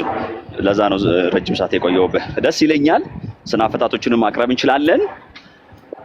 አብዛኛውን የስነ አፈታት በነበረው አስተምሮ ሁልጊዜ ምንድነው በጫካ ውስጥ ያለው ገዳይ ምንድነው የሚባለው? እሱ ነው ጀብደኛው የሚባለው ማለት ነው የሚጻፍለት። ለዛ ነው እና ብዙ መጽሐፍቶችን ወይም ስነ አፈታቶችን ስትመለከት በዚህኛው ወገን ያዘመመ ሊሆን ይችላል። አሁን ስነ አፈታቶች ሁሉ ትክክል ናቸው ወይ ብለን ብንል ብዙ ትክክል ያልሆኑ ስነ አፈታቶችን ላመጣልህ እችላለሁ። ቀደምት የነበሩ ስነ አፈታቶች ግን ተርሚኖሎጂ ላይ አልጋጨህም፣ ትርጓሜ ላይ አልጋጨህም፣ ልሰማህ እችላለሁ። ግን መጽሐፍ ቅዱሳዊ እንድምታውን መጽሐፍ ቅዱሳዊ እውነቱን በሳተ መልኩ የተተረጎመ ከሆነ ግን እኔ በተቃራኒው ልቆም እችላለሁ፣ በግሌ ማለት ነው። ሌሎቹን ሰዎች ሳልበክል በግሌ ትቆማለህ ማለት ነው። በግሌ ይሄ ስነ አፈታት በቃ ልክ ነው ብዬ ማልቀበለው ስነ አፈታት ካለ ሜቢ ካለ ልክ ነው ብዬ ማረጋገጫ ቱንቢው መጽሐፍ ቅዱስ ቃል ስለሆነ ነው ወዳጄ። የእግዚአብሔር ቃል መጽሐፍ ቅዱስን አምኜ ስለሆነ የምከተለው ስነ አፈታቱ ግን እንዲህ ይላል ብትለኝ የሚያግባባን ከሆነ ወይ ደግሞ ያልተረዳሁት ከሆነም ደግሞ ዝም ብዬው አልፋለሁ። መቼም ሰው ሁሉን ያውቃል ተብሎ አልተጻፈም እና ይሄ ነው በከፊል ነው ምን ያስቀመጥከው ቆንጆ ፖይንት አስቀምጣል። ስለዚህ አንተ የሆነ በግል የምትረዳው ወይም ደግሞ በግል የተገለጠልን ነገር ነው የምታምነው። አይ ብቻ ሳይሆን መጽሐፍ ቅዱስ ቃል አሁን ዛሬ መጽሐፍ ቅዱስ አሁን እኔ መጽሐፍ ቅዱስ ቃል አንስቼ ይሄ ነገር ስል አይ በስነ አፈታታችን የምትለኝ ከሆነ በቃ ልክ ነው፣ ስነ አፈታትን ይዘህ ትቀጥላለህ። እኔ ግን መጽሐፍ ቅዱስ በነገረኝ ወይ እግዚአብሔር ቃል በነገረኝ ልክ በዛ ልክ ሄዳለሁ። እኔ እናንተ የሚያስማማን መጽሐፍ ቅዱስ ብቻ ነው። እኔ አሁን ስነ አፈታት ከመጽሐፍ ቅዱስ ውጪ የሆኑ ስነ አፈታቶች በሙሉ መጽሐፍ ቅዱስ ብቻ ማለት ምናልባት አንተም እንደ ሌሎቹ መጽሐፍ ቅዱስ ብቻ የሚለውን ትንሽ ያጣመምከው ይመስለኛል። መጽሐፍ ቅዱስ ብቻ ማለት እኔ አላጠቀም መጽሐፍ ቅዱስ ብቻ አለበት ወይም ደግሞ በግል መተርጎም አለበት ማለት አይደለም። እንደዛ ነው። እኛ እኔ ክርስቲያን ነኝ። ምናልባት አንተ ህይወትህን አላውቅም፣ ክርስቲያን እንደሆንክ አላውቅም። ክርስቲያን ከሆንክ መጽሐፍ ቅዱስን እኛ በኃላፊነት የምንሰጠው ለእግዚአብሔር መንፈስ ነው። ሰው እኔ መጽሐፍ ቅዱስን ሳነብ በራሱ መጽሐፍ ቅዱስ የሚሰራ ነው። ሁለት አፍ ካለው ሰይፍ ይልቅ የተሳለ ነው። መንፈስን ጅማትን አጥንትን ይመረምራል፣ የልብን ምክርና ሐሳብ። ስለዚህ የእግዚአብሔር ቃል እኔን ራሱን እኔ አይደለም የምተረጉመው፣ ተርጓሚ አለው። በመንፈስ ቅዱስ የተጻፈ ቃል ነውና የእግዚአብሔርን ቃል የሚያስማማንም እሱ ነው። እኛ ወንጌላውያን አማኞች በተለይ የሚያስማማን እሱ ነው። በመንፈስ ቅዱስ በመረዳት በመነዳት እየተከተል ነው ያለው የእግዚአብሔር ቃል ስለሆነ ማለት ነው። ስህተት ከሆንኩኝ እኔ ግን መጽሐፍ ቅዱስ በዕብራውያን መጽሐፍ ላይ 3 ምንድነው የሚለው? 10ኛው ሐሳብ ላይ ምንድነው የሚለው? ለማያውቁና ለሚስቱ ይራራል ተብሎ ስለተጻፈ ልስት እችላለሁ ላላውቅ እችላለሁ። እሷን ጨምረህ ስለዚህ ለአንተ ብቻ ነው የሚገልጠው አብርሽ። አሁን እኮ ግን አሁን ይሄንን ለአንተ ብቻ ነው የሚገልጠው መንፈሱ። ይሄንን ርዕስ ከምናደርገው ማስቀመጥ ስላለብን በቃ አሁን ይሄንን ርዕስ ከምናደርገው በዚህ አይ አግሪ በቃ እስማማለሁ። ሂድና ከስነ አፈታትህ ይዘህና የክርስቶስ ኢየሱስን ስጋ ከማርያም መንጭቷል፣ ከማርያም ነው የተገኘው የሚል የስነ አፈታት ትምህርት ካገኘህ እነሱን መጽሐፍቶች ትልክልኛለህ። ብዙ ጴንጤዎች ቃል ይገባሉ፣ ልክልሃለሁ ይላሉ። ቃል ትገባልኛለህ፣ መጽሐፍቶችን አነባለሁ። መጽሐፍ ቅዱስ አይነታችን እውቀት ይከፍላል። በቃ ቴሌግራም ላይ አለኝ። ቴሌግራም ላይ ለምን አትመጣም? እልክልሃለሁ። ጉድ ክርስቲያን ምንም ችግር የለውም። በቃ ትልክልኛለህ። ግን አሁን ለማንኛውም መጽሐፍቶችን እመጣለሁ። ይሄ ኃይል አለው። በቃ ውስጥ ገመሰር ብቻ ይላል። ሌላ ጊዜ ባልተረዳው ይኸውልህ አባቴ፣ ሌላ ጊዜ ባልተረዳው በአንተ ሐሳብ በሆነ በግል ሐሳብ በሆነ አስተምሮ ወንጌላውያን አማኞች እንዲህ ነው የሚያምኑት ብለህ መናገር የለብህም። ሌላ ጊዜ እሺ። እኔ መቼ ወንጌል አማኞች እንዲህ ያምናሉ ብዬ ለማወቅ እፈልጋለሁ በል እንጂ እንደዚህ አለ አደባባይ ላይ አታስጣን ፕሊዝ። በጌታ ፍቃድ ጠይቀ ወንድም እኔ መቼ አልኩኝ ደምረው አንተ ለምን እንትን ትሆናለህ? እኔ መቼ ወንጌላ አንዴ ላውራው አብርሽ አንዴ ቆይ ደምረው ይሰማል ድምጼ? ድምጼ ይሰማል? አብርሃም አንዴና ገና ሲጀምር ኦርቶዶክስ ፕሮቴስታንቶች እንደዚህ ነው የሚያምኑት እኔ ብሎ ነው የጀመረውና ልጁ ከመጀመሪያው ተናግሯል። የእሱን ሀሳብ ነው ከመጀመሪያው ወንጌላውያንን ወክዬ መጣሁም አላለም እና ሚዛናዊ የሆነ ትንሽ ይሄን ያወራው ነገር ጤናማ ነው። በቃ የግሌን ነው ያለ ያለው። ስለዚህ ምንም ወንጌላውያንም አላለም። ወንጌላውያን ምንም የሚያስነካ ነገር እስካሁን አላነሳም። ይሄንን ሀሳብ የሚስማማ ሰው ካለ ከኔ ጋራ አግሪ ያደርጋል። ካለ በዛ የሚቃወመኝ ካለ ይቃወመኛል። ዛሲት በቃ ይሄ ነው የሚሆነው። አሁን እኮ አብርሽ እኛም እዚህ ሰዎች ትንሽ ግራ የገባን ነገር ምንድን ነው የኔ ሀሳብ ብቻ ብሎ በፕሮቴስታንት ጥላ ውስጥ ሆኖ የኔ ሀሳብ ብቻ ብሎ ግን እንደዚህ አይነት ዶግማቲክ የሆነ ነገር ትምህርት ሲስል እኔ ያለ ማውራት ይችላል ወይ? ልደት እኔ ለምሳሌ አሁን በእናንተ ቤተ እምነት አፖስትል ምን አለ መሰለህ አፖስትል ድል ስለሌለ ነው አንተ አሁን ለምሳሌ እኔም ቤት ብቻ አይደለም ቲክቶክ ላይ ማንኛውም ቤት ላይ ልገባ ትችላለህ። ከፊት ሐዋርያ አፖስትል አብርሃም የሚለው ማድረግ ይዘህ እንደዚህ አይነት ትምህርቶችን ስታስተምር ባይ ዲፎልት ነው በእንኳን ነው አይደለም ባትል ሰዎች ምንድነው ወንጌል አማኞች እንደዚህ ነው የሚያምኑት ብለው ነው የሚቀበሉት የሚወስዱት። አሁን አንተ የግሌ ነው የምትለው ነገር የለ። አገልጋይ ነህ። አገልጋይ እኮ የግሉን አቋም መያዝ አይችልም እኮ። የምትመራው ህዝብ አለ። በወንጌላዊ አማኝ ጥላ ስር ነው ያለው። ካልሆነ ወይም ከዚህ ከወንጌላውያን መውጣት ነው ያለብህ እንጂ እናንተ ትራካችሁ ላይ ተሳስታችሁ ቢሆን አገልጋይ ሆነ ቤተክርስቲያኒቷ ከምታስተምረው ከታሪካዊ ከክርስትና ትምህርት ውጭ እያስተማርክ ይሄ እኮ በጣም ቆይ ሲሲ አሁን እናንተ በተቀደደው ቦይ እየሄዳችሁ ተሳስታችሁ ቢሆን እኔ 1% ብቻ በዚህ መንገድ እየሄድኩኝ እናንተ ትክክል አይደላችሁም እያልኳችሁ ብሆን እና ትክክል በመሰረቱ ደህንነትን በእናትህ ሪፍሌክሽን አትስጥበት። በጌታ ፍቅር ልጠይቅህ። በቃ ሪፍሌክሽን አትስጥበት። ከሽልፈኛው ጋር ተነጋግረሃል። በቴሌግራም ግባና ስለ ክርስቶስ ከድንግል ማርያም ስጋ መንሳት አለመንሳቱን ተወያይበት። አሁን ምንም ሪፍሌክሽን አትስጥ እሺ። የግል የሚባል በእኛ ቤተ እምነት የለም። እወዳለሁ። እሺ አባቴ እወዳለሁ። እሺ ደምቤ ተባረክ። ከእኔ ጋር እየተወያየን ነበርና እናንተ ተሳስታችሁ እኔ ብቻ ልክ ብሆን እናንተ ልክ ሆናችሁ እኔ ብሳሳት ማን ነው የሚዳኘን እያለ ነው። እና ይህ ጥያቄ ቢመለስ ምናልባት ቃል ሲመስለኝ አሁን ያለውን ክፍፍል የሶላ ስክሪፕቸራ ያደረገ ስለሆነ ምናልባት ብዙም ጊዜ ሲያወራ የሶላ ስክሪፕቸራ መረዳት ላይ ትንሽ የተንሻፈፈ ስላለው ምናልባት እሱ ላይ ማብራራት እችላለሁ። ምክንያቱም አሁን ያለው እሱ ምንድነው ሶላ ስክሪፕቸራ ነው እንደዚህ ያደረጋችሁ፣ ሶላ ስክሪፕቸራ ብላችሁ በማመናችሁ ነው እሱ የግሉን አረዳድ እንዲይዝ ያደረገው። ስለዚህ ዳኛ የላችሁም አይነት ነገር ይመስለኛል። ምናልባት ከፈለገ ለማብራራት እችላለሁ። ሸርፈኛው በጣም አመሰግናለሁ። ከኔ ይልቅ ግን እኔ መጽሐፍ ቅዱስ ብቻ ብዬ አማኝ አይደለሁም። እሱ መጽሐፍ ቅዱስ ብቻ ብሎ አማኝ ነው። ግን ማን ይዳኘን የሚለውን ጥያቄ ሞሬዝ እያደረገ ያለው እኮ እሱ ነው። እኔ ልሁን አንተ ልክ መሆኑን ማን ነው ፕሩቭ የሚያደርገው? አንተም ቅድም ስትናገረው ነበር። ምን አልከው? ለአንተ ብቻ ይህንን መገለጥ ማን የሰጠ? መንፈስ ቅዱስ በነገረኝ መንገድ ይህን ነገር አውቄዋለሁ ሲል ለአንተ ብቻ ነው ወይ ያ መረዳት ስትለው ነበርና የአንተ መረዳት ወይ የእሱ መረዳት ልክ መሆኑን የያዛችሁት መጽሐፍ ቅዱስ ዳኝቷችሁ ከዚህ ቤት መውጣት ትችላላችሁ ወይ? ዲስ ኢዝ ማይ ኩዌስቸን። እግዚአብሔር ያክብርልኝ።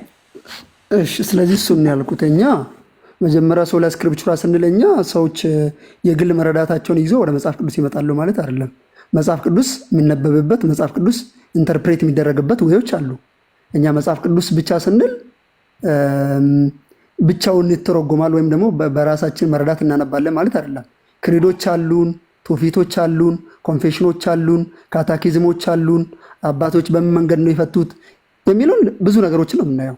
ስለዚህ መጽሐፍ ቅዱስ ብቻ ሲባል የሆነ የግለሰብ መረዳት ላይ የተንጠለጠለ ማለት አይደለም።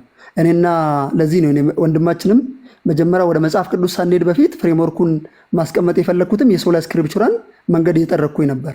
ምክንያቱም እሱም መጽሐፍ ቅዱስ ብቻ ሲል ያለው ምንድነው ይሄ በቃ በእኔ መረዳት መጽሐፍ ቅዱስን መተርጎም አለብኝ ያለኝ ነው። እኔ ደግሞ አይ ሶላ ስክሪፕቸራም ስንል መጀመሪያም ፕሮቴስታንቶች አባቶች በምን መንገድ ነው የፈቱት፣ በክሪድና በካታኪዝም በኮንፌሽኖቻችን በምን መንገድ ነው የተተረጎመው? እንዴት ነው የተቀመጠው? ይህ ትምህርት በምን መንገድ ነው ማየት ያለብን የሚለውን ፍሬምወርክ ማስቀመጥ አለብን ብዬ የሶላ ስክሪፕቸራን ፍሬምወርክ ነው ያስቀመጥኩ ያለሁት።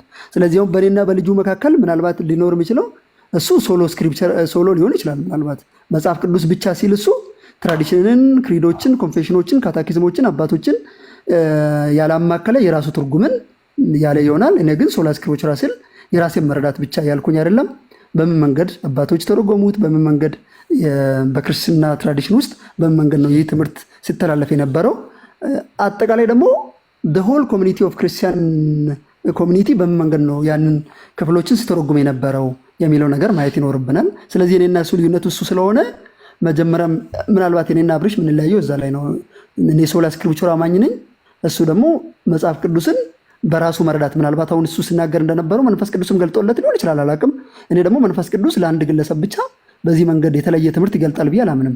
መንፈስ ቅዱስ የሚሰራው በኮሚኒቲ ውስጥ ነው፣ በቸርች ውስጥ ነው የሚሰራው።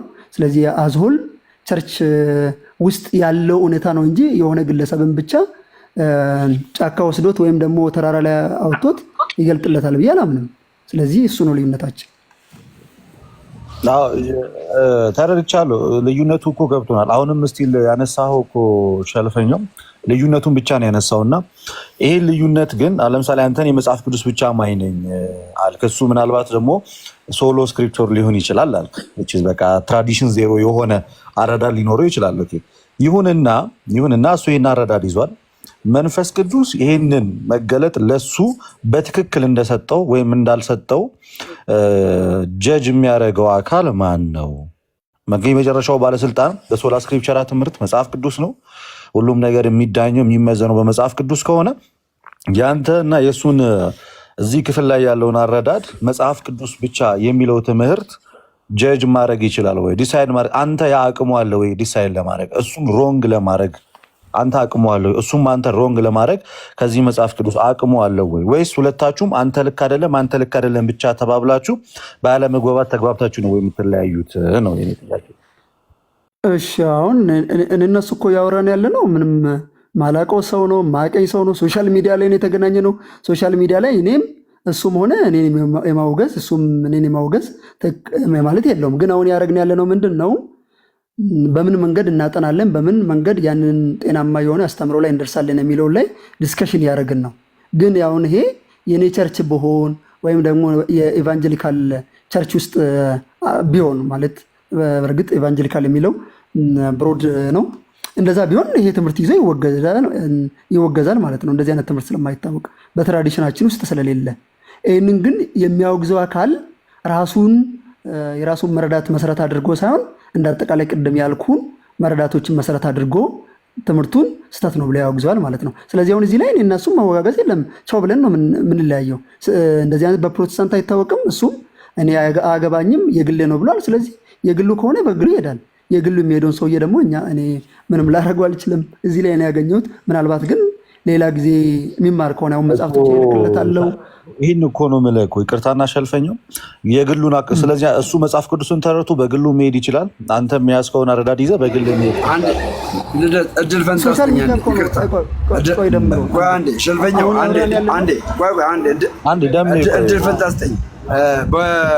እድል ፈንታስተኛ በኢትዮጵያ ወንጌላውያን አብያተ ክርስቲያናት ውስጥ ወይም በካውንስል ውስጥ ማንም ሰው ተነስቶ በግሉ ተነስቶ የራሱን የሆነ ትምህርት የሚመሰረት ከሆነ ይመነፍቃል፣ ይወገዛል፣ ውግዝ ይደርስበታል። ስለዚህ አብረን አንድ ላይ ተስማምተን የምናምንበትን ትምህርት ማስቀጠል ይችላል እንጂ ለብቻው የራሱን የሆነ ነገር የሚያደርግ ከሆነ ከቤተክርስቲያን ይታገዳል። ይሄ እንደዚህ ነው እንጂ ባለመግባባት ተግባብተን አንቀጥልም። እኛ ጋር ይወገዛል። ከባረ የስተ ትምህርት ካስተማረ ላይክ ለምሳሌ ግን ካሳጌራ መጀመሪያ ከኛ ጋር ነበረ። ነገር ግን የካሳጌራ ትምህርት ስህተት ስለሆነ ቀጥታ ካሳጌራ ከኛ ከወንጌላውያን አብያተ ክርስቲያናት ውጪ የሆነ አስተማሪ ነው፣ የስተት አስተማሪ ነው፣ እሱን እንዳሰሙት ተብሎ ይወገዛል። በየትኛውም ቤተክርስቲያን ላይ ውግዝ ይደርስበታል እንጂ ሳንግባባ እንደተግባባን ሆነን አንቀጥልም። ይሄ የኛ ሶሻል ሚዲያ ላይ ነው ደምሮ። ምናልባት የኔ ፖይንት ምንድነው እዚህ ሶሻል ሚዲያ ላይ ነው ያልኩ ያለሁት እንጂ በቸርች ውስጥ ከሆነማ ምንፍቅና ትምህርት ይዞ መቀጠል አይቻልም። ቸርቹ ታወግዛለች። አሁን ይህንን እሱ ሙሉ ወንጌል አላለም፣ ግን ሙሉ ወንጌል ሆኖ ቢሆን ሙሉ ወንጌል ታወግዟለች። የማውገዝ ስልጣን አላት። ቅድም ያልኩን ፓራሜትሮችን ተጠቅማ ታወግዟለች። ከዛ በኋላ እሱም ይወገዛል ማለት ከዛ ይወጣል። ስለዚህ እሱኛው አይደለም ሸልፈኛው። አሁን መጽሐፍ ቅዱስ ብቻ የሚለው ትምህርት እዚህ ወንድማችን ላይ ከፍተኛ ተጽዕኖ አምጥቶበታል ነው የኛ ጥያቄ። መጽሐፍ ቅዱስ ብቻ የሚለው ትምህርት ይሄ ወንድማችን ላይ አስተምርም ነው ያልኩ ያለሁት። መጽሐፍ ቅዱስ እኮ ቅድም ማብራር ይችላልው ነው ለሌ የፈለኩት እና አብራራህልኝ እኮ ሸልፈኛው። ያ ኤግዛክትሊ አብራራህልኝ፣ ግን ስቲል ግን ይሄ አንተ ያብራራኸው ማብራሪያ እሱን ሊታደገው አልቻለም ነው ማለት አንተ የሰጠው ማብራሪያ እሱ ሊታደገው አልቻለም። ሊታደገው አይደለም አስተምሮ ቆይ ሊጠቅመው አልቻለም። ቆይ ትምህርተ ሥላሴ የምናስተምረው ጤናማ የሆነ ያስተምሮ የመጽሐፍ ቅዱስና የአባቶች ትምህርት ብለን ነው እንጂ ኦንሊ ጂሰስን ወይም ደግሞ ጆቫ ዊትነስን ይጠቅማል ብለን አይደለም፣ ወይም ደግሞ ሌላ ሰዎችን አይደለም። ትምህርቱ ግን ጤናማ የሆነ የተገለጠው አስተምሮ ይህ ነው እያልን ነው። ስለዚህ እኔ ሶላ ስክሪፕቸራንም ሳስተምር ሰውየውን ላይጠቅመው ይችላል። ሰውየው ካልተጠቀመው ምንም እንግዲህ ጤናማ የሆነ ያስተምሮ እንደካደ አንድ ነገር ሶላ ስክሪፕቸራ ወይም መጽሐፍ ቅዱስ ብቻ የሚለው ትምህርት ያለ አባቶች ትምህርት ብቻው መቆም ይችላል። ሶላ ስክሪፕቸራ ማለት መጀመሪያም ያለ አባት አይደለም። ያለ አባት እንዴት ይቆማል? አባቶች ያስተማሩት ክሪዶችን ኤግዛክትሊ። ስለዚህ ሶላ ስክሪፕቸራ ወይም መጽሐፍ ቅዱስ ብቻ የሚለው ትምህርት ነሰሰርሊ የአባቶች ትምህርት ወይንም ደግሞ ትራዲሽን ግዴታ ያስፈልገዋል ማለት ነው። አዎ ለዛ ነው ትራዲሽን ዜሮ አይደለንም። ትራዲሽን ዜሮ ከሆነ ሶሎ ነው የምንሆነው፣ መጽሐፍ ቅዱስ አይደለም ብቻ አይደለም ማለት ነው። ስለዚህ እኛ መጽሐፍ ቅዱስ ብቻ ስንል ቅድም ያልኩን ፖይንቶችን ያማከለ ነው። ስለዚህ መጽሐፍ ቅዱስ ላይ አንድ ሀሳብ ሊያግባባ ካልቻለ ኢሚዲየትሊ የምትሄደው ወደ አባቶች ትምህርት ይሆናል ማለት ነው። ነው የአባቶችን ትምህርት እናያለን፣ የሪፎርመር ማጅስትሬሞች እናያለን። ሌላው ጤናማ ብለን የምናስባቸው በክርስቲያን ትራዲሽን ውስጥ ያሉትን ሙሉ በሙሉ እናያቸዋለን። ስለዚህ ዶክትሪንህ ከመጽሐፍ ቅዱስ ብቻ የሚቀዳ አይደለም ማለት ነው። ዶክትሪን መጽሐፍ ቅዱስ ምናልባት አሁን ምንድን ነው ዶክትሪን ሁሌ ኤክስፕሊሲትሊም ኢምፕሊሲትሊም በመጽሐፍ ቅዱስ ውስጥ አለ ዶክትሪን። ያ ዶክትሪን ግን የምናብራራባቸው የአባቶችና በክርስቲያን ትራዲሽን ውስጥ ያሉ ነገሮችን ልንጠቀም እንችላለን እንጂ ዶክትሪን ከሌላ ቦታ ከየትም አይወጣም። አንተ መረዳት ሸልፈኛው አንተ ያለህን መረዳት ትክክል መሆኑንና አለመሆኑን የሚያረጋግጥልህ መጽሐፍ ቅዱስ ነው ወይንስ መጽሐፍ ቅዱስ ፕላስ አፖስቶሊክ ቲቺንግ ወይም ደግሞ የአባቶች ትምህርት? መጽሐፍ ቅዱስም አፖስቶሊክ ትራዲሽን ስልኮ ለዛ ነው ቅድም አንድ ነው። ሬጉላ ፊድ እና መጽሐፍ ቅዱስ አይነጣጠሉም። ስለዚህ ወንድማችን አለ አይደለ? ቅድም እኮ አባቶችን ጠቅሶ ነበር። እሱም ክሬዶችን እቀበላለሁ በጥምቀት አምናለሁ እያለ ነበረና አለ ወንድም ይጥቀስልኝ። እኔ እኮ ለዛ ነው አባቶችን ስፒር አባቶችን ክሬዶችን እቀበላለሁ ብሏል። ስማ አንስቼ እኮ ነው ያዳማጮንኩኝ እኮ እዚህ ቤት እና አይደለም ችግር የለም። አሁንም እንገረኝ ችግር የለም። ተንፈስ እስቲ ላውራ በእናታችሁ። እሺ እንዴ ይሄ በቃ ስዲል አደረጋችሁት ነገሩን እኮ በጣም እና ለማንኛውም ልደመጥ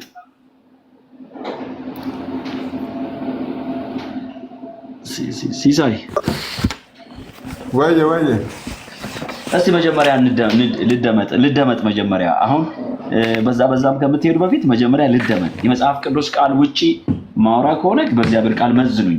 እናንተ ክርስቲያኖች ማለት ናችሁ፣ መዝኑኝ። ትክክል ካልሆነ ከእግዚአብሔር ቃል አንጻር ተነስታችሁ ዲሳይድ ማድረግ ትችላላችሁ። አሁን እንትኑን ስቶ ሌላ መንገድ ሄደ። ለማንኛውም ግን መጽሐፍ ቅዱስ ላይ ብቻ ትኩረት አድርገን በዚህ ጉዳይ ላይ ብሏል ያለውን ብሏል ያላለውን አላለም ብለን ብናል የተሻለ ነው ወገኖቼ። ይርስትልኝ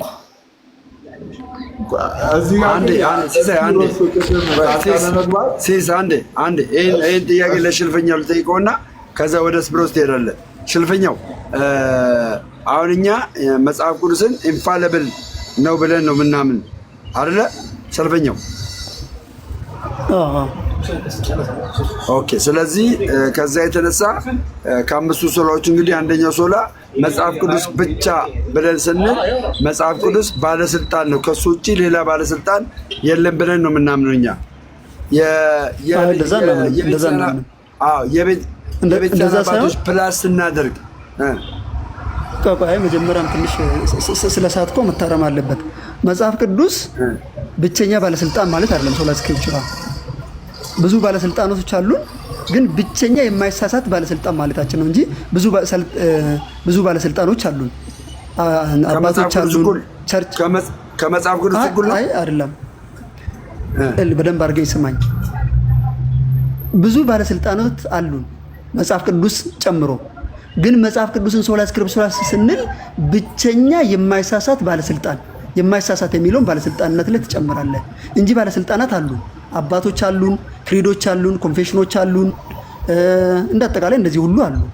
ግን እኮ እነሱ ከመጽሐፍ ቅዱስ እኩል እናያለን ወይ? ይኸውልህ ሰልፈኛው ከመጽሐፍ ቅዱስ እኩል እናያቸዋለን፣ ኢንፋሊብል እንላቸዋለን አንልም።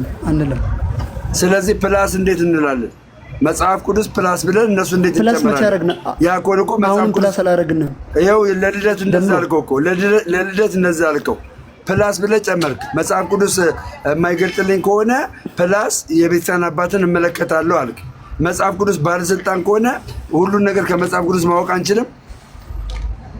በደንብ ስማኝ ደምሮ በደንብ ስማኝ ያልኩ ያሉትን ሚስ አንደርስታንድ እንዳታረግ።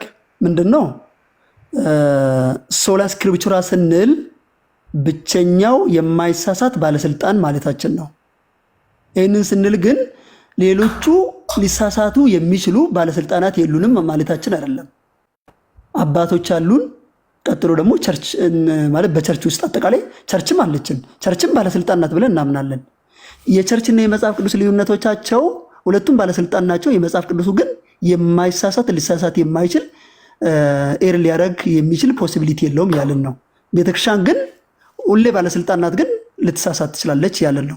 ስለዚህ አሁን ምንድን ነው ያልኩ የነበረው እኔ መጽሐፍ ቅዱስን ስናነብም ወይም ደግሞ ኢንተርፕሬት ስናደርግ አንደኛ በኮሚኒቲ ውስጥ ነው መሆን ያለበት፣ ማለትም በቤተክርስቲያን በቸርች ህይወት ውስጥ ነው መሆን ያለበት። በቤተክርስቲያን ህይወት ውስጥ ደግሞ ሲሆን የምንጠቀመው ፓራሜትሮች አሉን። ሬጉላ ፊዴ የምንለው ክሪዶች የምንለውና ኮንፌሽን የምንላቸው አሉ ያልኩ ነው። ስለዚህ እነዚህ ሁሉ ላይ ኢንፋሊቢሊቲ ላይ የጨመርነው ሌላ አካል የለም። አንድ ኢንፋሊብል ሩል ኦፍ ፌዝ ነው ያለን፣ እዛ ላይ የሚጨመረው ነገር የለም። ነገር ግን ኢንፋሊብል ያልሆኑ መጽሐፍ ቅዱስን የመተርጎም ስልጣኔ ያላቸው በቃ ስለዚህ በቃ ቴንክ ዩ። እንደዛ ከሆነ ቴንክ ዩ። ኦኬ እንደዛ ከሆነ መጽሐፍ ቅዱስ ፕላስ የሚለውን ለልደት የነገርከው ትክክል አይደለም ማለት ነው። መጽሐፍ ቅዱስ ፕላስ የሚለው ስለዚህ እኛ መጽሐፍ ቅዱስ ብቻ ብለን ስናምን ፕላስን ጨምረን አይደለም። መጽሐፍ ቅዱስ እዛው ስላለ ነው። አሁን መጠየቅ ይችላል። ይኸው ብለዋል። ለልደት ስላልከው ነው። አዎ ይኸው አለ እኮ ልደት እንደዛ ስላልከው ነው። ለዛ ነው የጠየቅከው እንጂ አልጠይቅም ነበረ። አልገባኝም። የኔን ንግግር እኮ ነኝ የማውቀው። እኔ ያላልኩትን ብላል ትለኛለህ እንዴ? ያልኩ ያለሁትም ምናልባት በትክክል አልተረዳም እንጂ እኔም ያልኩትን አውቃለሁ። ያለሁት እሱን ነው። አሁን የነገርኩን ያልኩት ለሱ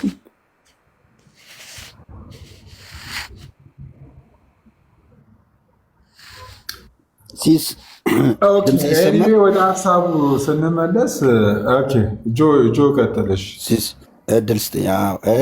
ምንድን ነው አፖስትል ሲሲዬ ቴንኪው በቃ እግዚአብሔር ይስጥልኝ። እኔ ደህና ሁን እኮ መቼ ነው ግን እኔ የማወራው? ካለበዛ ልንሰማ ከሆነ በጣም ደስተኛ ነኝ። ላወራህ ነው አፖስትል እንደ እውነት ዛሬ በጌታ መሆኔን አደነቅኩት። በጣም ነው ትዕግስት የምታስጨርሱት። አሁን ልታወራ ነው ከኔ ጋር። ቆይ እስኪ ልታወራ ነው። ምንድን ነው የሰማሁት? አደከሙኝ እኮ ሰው ሁሉ እየመጣ በእናትህ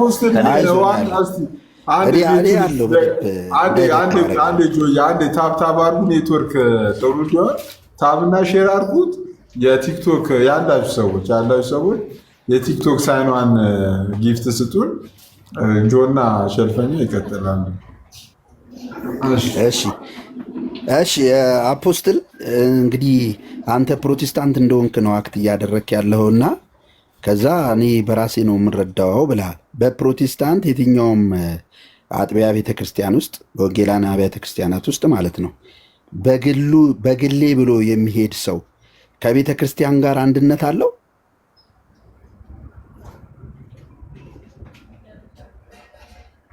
ሰምተኛል ጆዬ?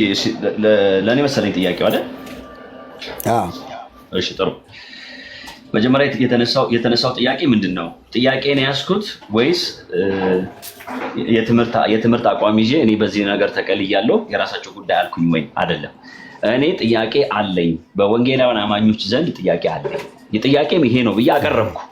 ማብራሪያም የጥያቄን ማብራሪያ እንዲህ ተብሎ ስለተጻፈ ይሄንን ማረጋገጫ ፈልጋለሁ ስል አይ አንተ እንዲያውም ከኛ ህብረት አይደለህም እንዲህ አይነት ጥያቄ ካነሳ ካላችሁ ይሄ ዲሞክራቲክም አይደለም። በመሰረቱ አንድ ሰው እንደዚህ አሰበ ተብሎም አይወገዝም። ሁለተኛ ወንጌላውያን አማኞች በሙሉ የሚያምኑትን እምነት አውቃለሁ፣ እንደዛም ሳምን ስላደግኩ ማለት ነው። በትክክል ኢንፍላሽ የክርስቶስ ኢየሱስ ስጋ የማርያም ስጋ ነው ብዬ ነው እኔ የማምነው። ኦኬ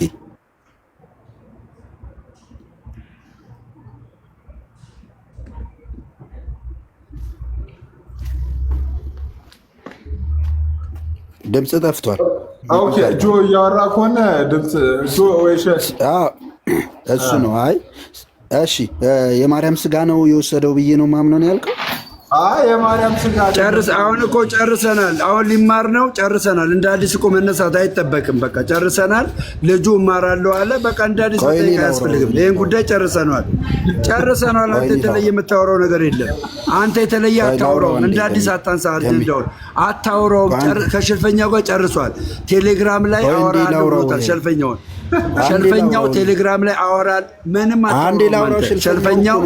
ሸልፈኛው ቴሌግራም ላይ አወራለሁ ብላል። አንተ ምን ታወራለህ? በቃ አታወራውም። ልጁ ጨርሷል። እንደ አዲስ ምን ታነሳለህ? አታንሳ እንደ አዲስ። አንተ ምን የተለየ እንትን አለ? ከሽልፈኛው ጋር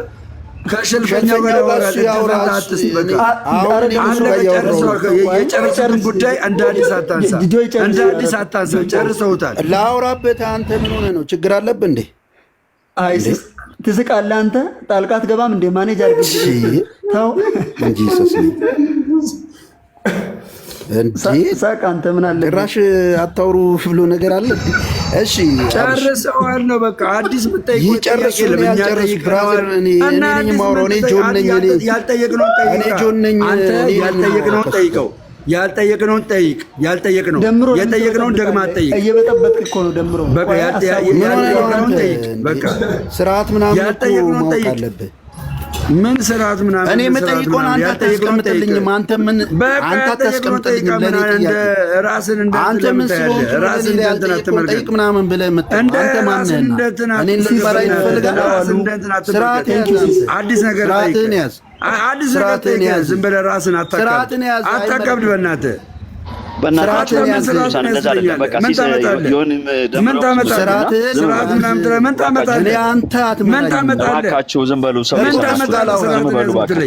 ስለዚህ ምን ታመጣለህ አንተ?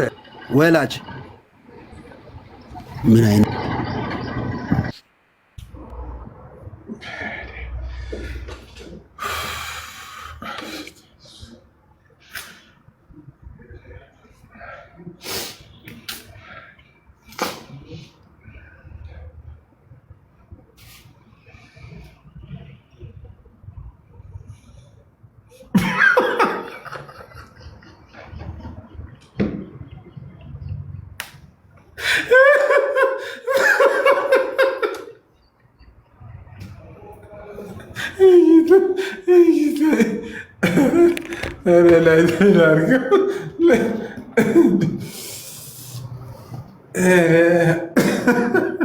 አፖስትል ምንድን ነው የዘበን የመጣው እንዴ?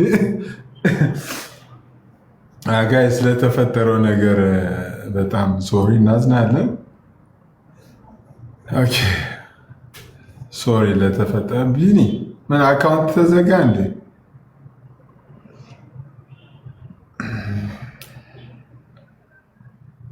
ሆዴን አመመኝ ክርስቶስን።